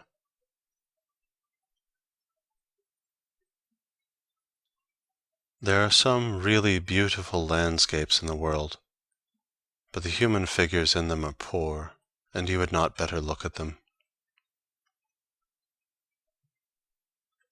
The fly should be used as the symbol of impertinence and audacity, for whilst all other animals shun man more than anything else, and run away even before he comes near them, the fly lights upon his very nose. Two Chinamen traveling in Europe went to the theater for the first time. One of them did nothing but study the machinery, and he succeeded in finding out how it was worked. The other tried to get at the meaning of the piece in spite of his ignorance of the language. Here you have the astronomer and the philosopher. Wisdom, which is only theoretical and never put into practice, is like a double rose. Its color and perfume are delightful, but it withers away and leaves no seed. No rose without a thorn, yes, but many a thorn without a rose. A wide-spreading apple tree stood in full bloom, and behind it a straight fir raised its dark and tapering head. "Look at the thousands of gay blossoms which cover me everywhere," said the apple tree. "What have you to show in comparison? Dark green needles." "That is true," replied the fir, "but when winter comes, you will be bared of your glory, and I shall be as I am now." Once, as I was botanizing under an oak, I found amongst a number of other plants of similar height, one that was dark in color, with tightly closed leaves, and a stalk that was straight and stiff. When I touched it, it said to me in firm tones, "Let me alone. I am not for your collection, like these plants to which nature has given only a single year of life. I am a little oak." So it is with a man whose influence is to last hundreds of years. As a child, as a youth, often even as a full-grown man, nay, his whole life long, he goes about among his fellows, looking like them, and seemingly as unimportant. But let him alone, he will not die. Time will come and bring those who know how to value him. The man who goes up in a balloon does not feel as though he were ascending. He only sees the earth sinking deeper under him. There is a mystery which only those will understand who feel the truth of it.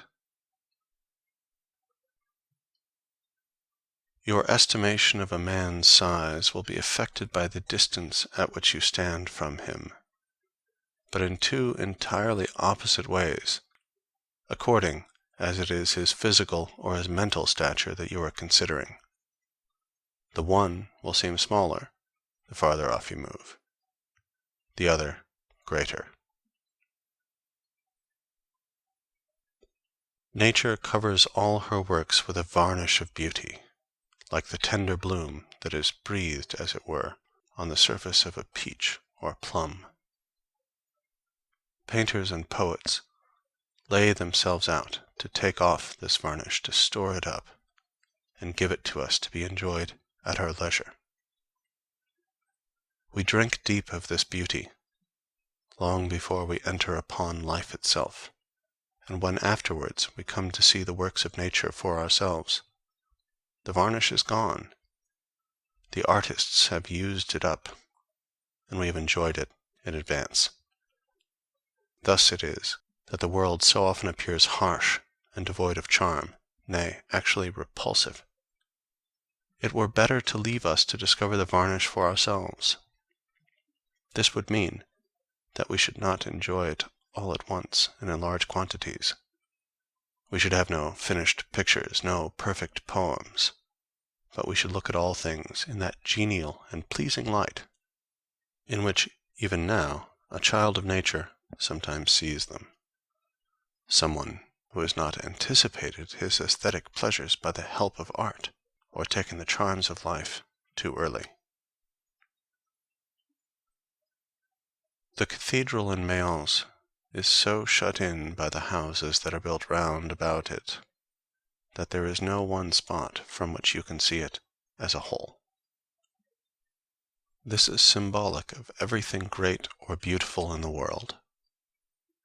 It ought to exist for its own sake alone, but before very long it is misused to serve alien ends.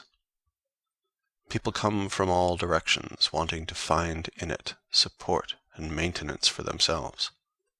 They stand in the way and spoil its effects.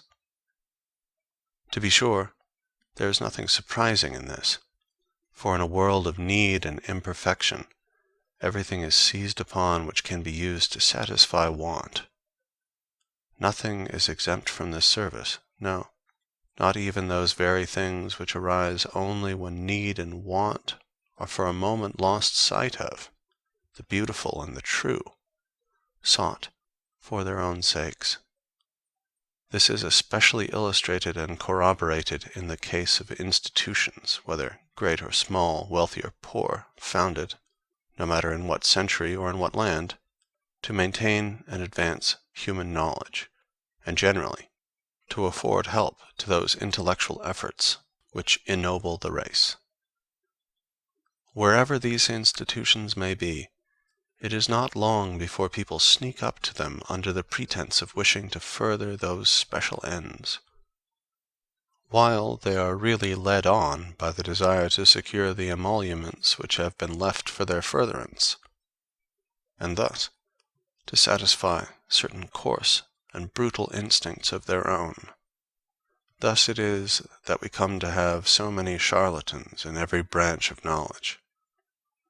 The charlatan takes very different shapes according to circumstances, but at bottom he is a man who cares nothing about knowledge for its own sake, and only strives to gain the semblance of it, that he may use it for his own personal ends, which are always selfish and material.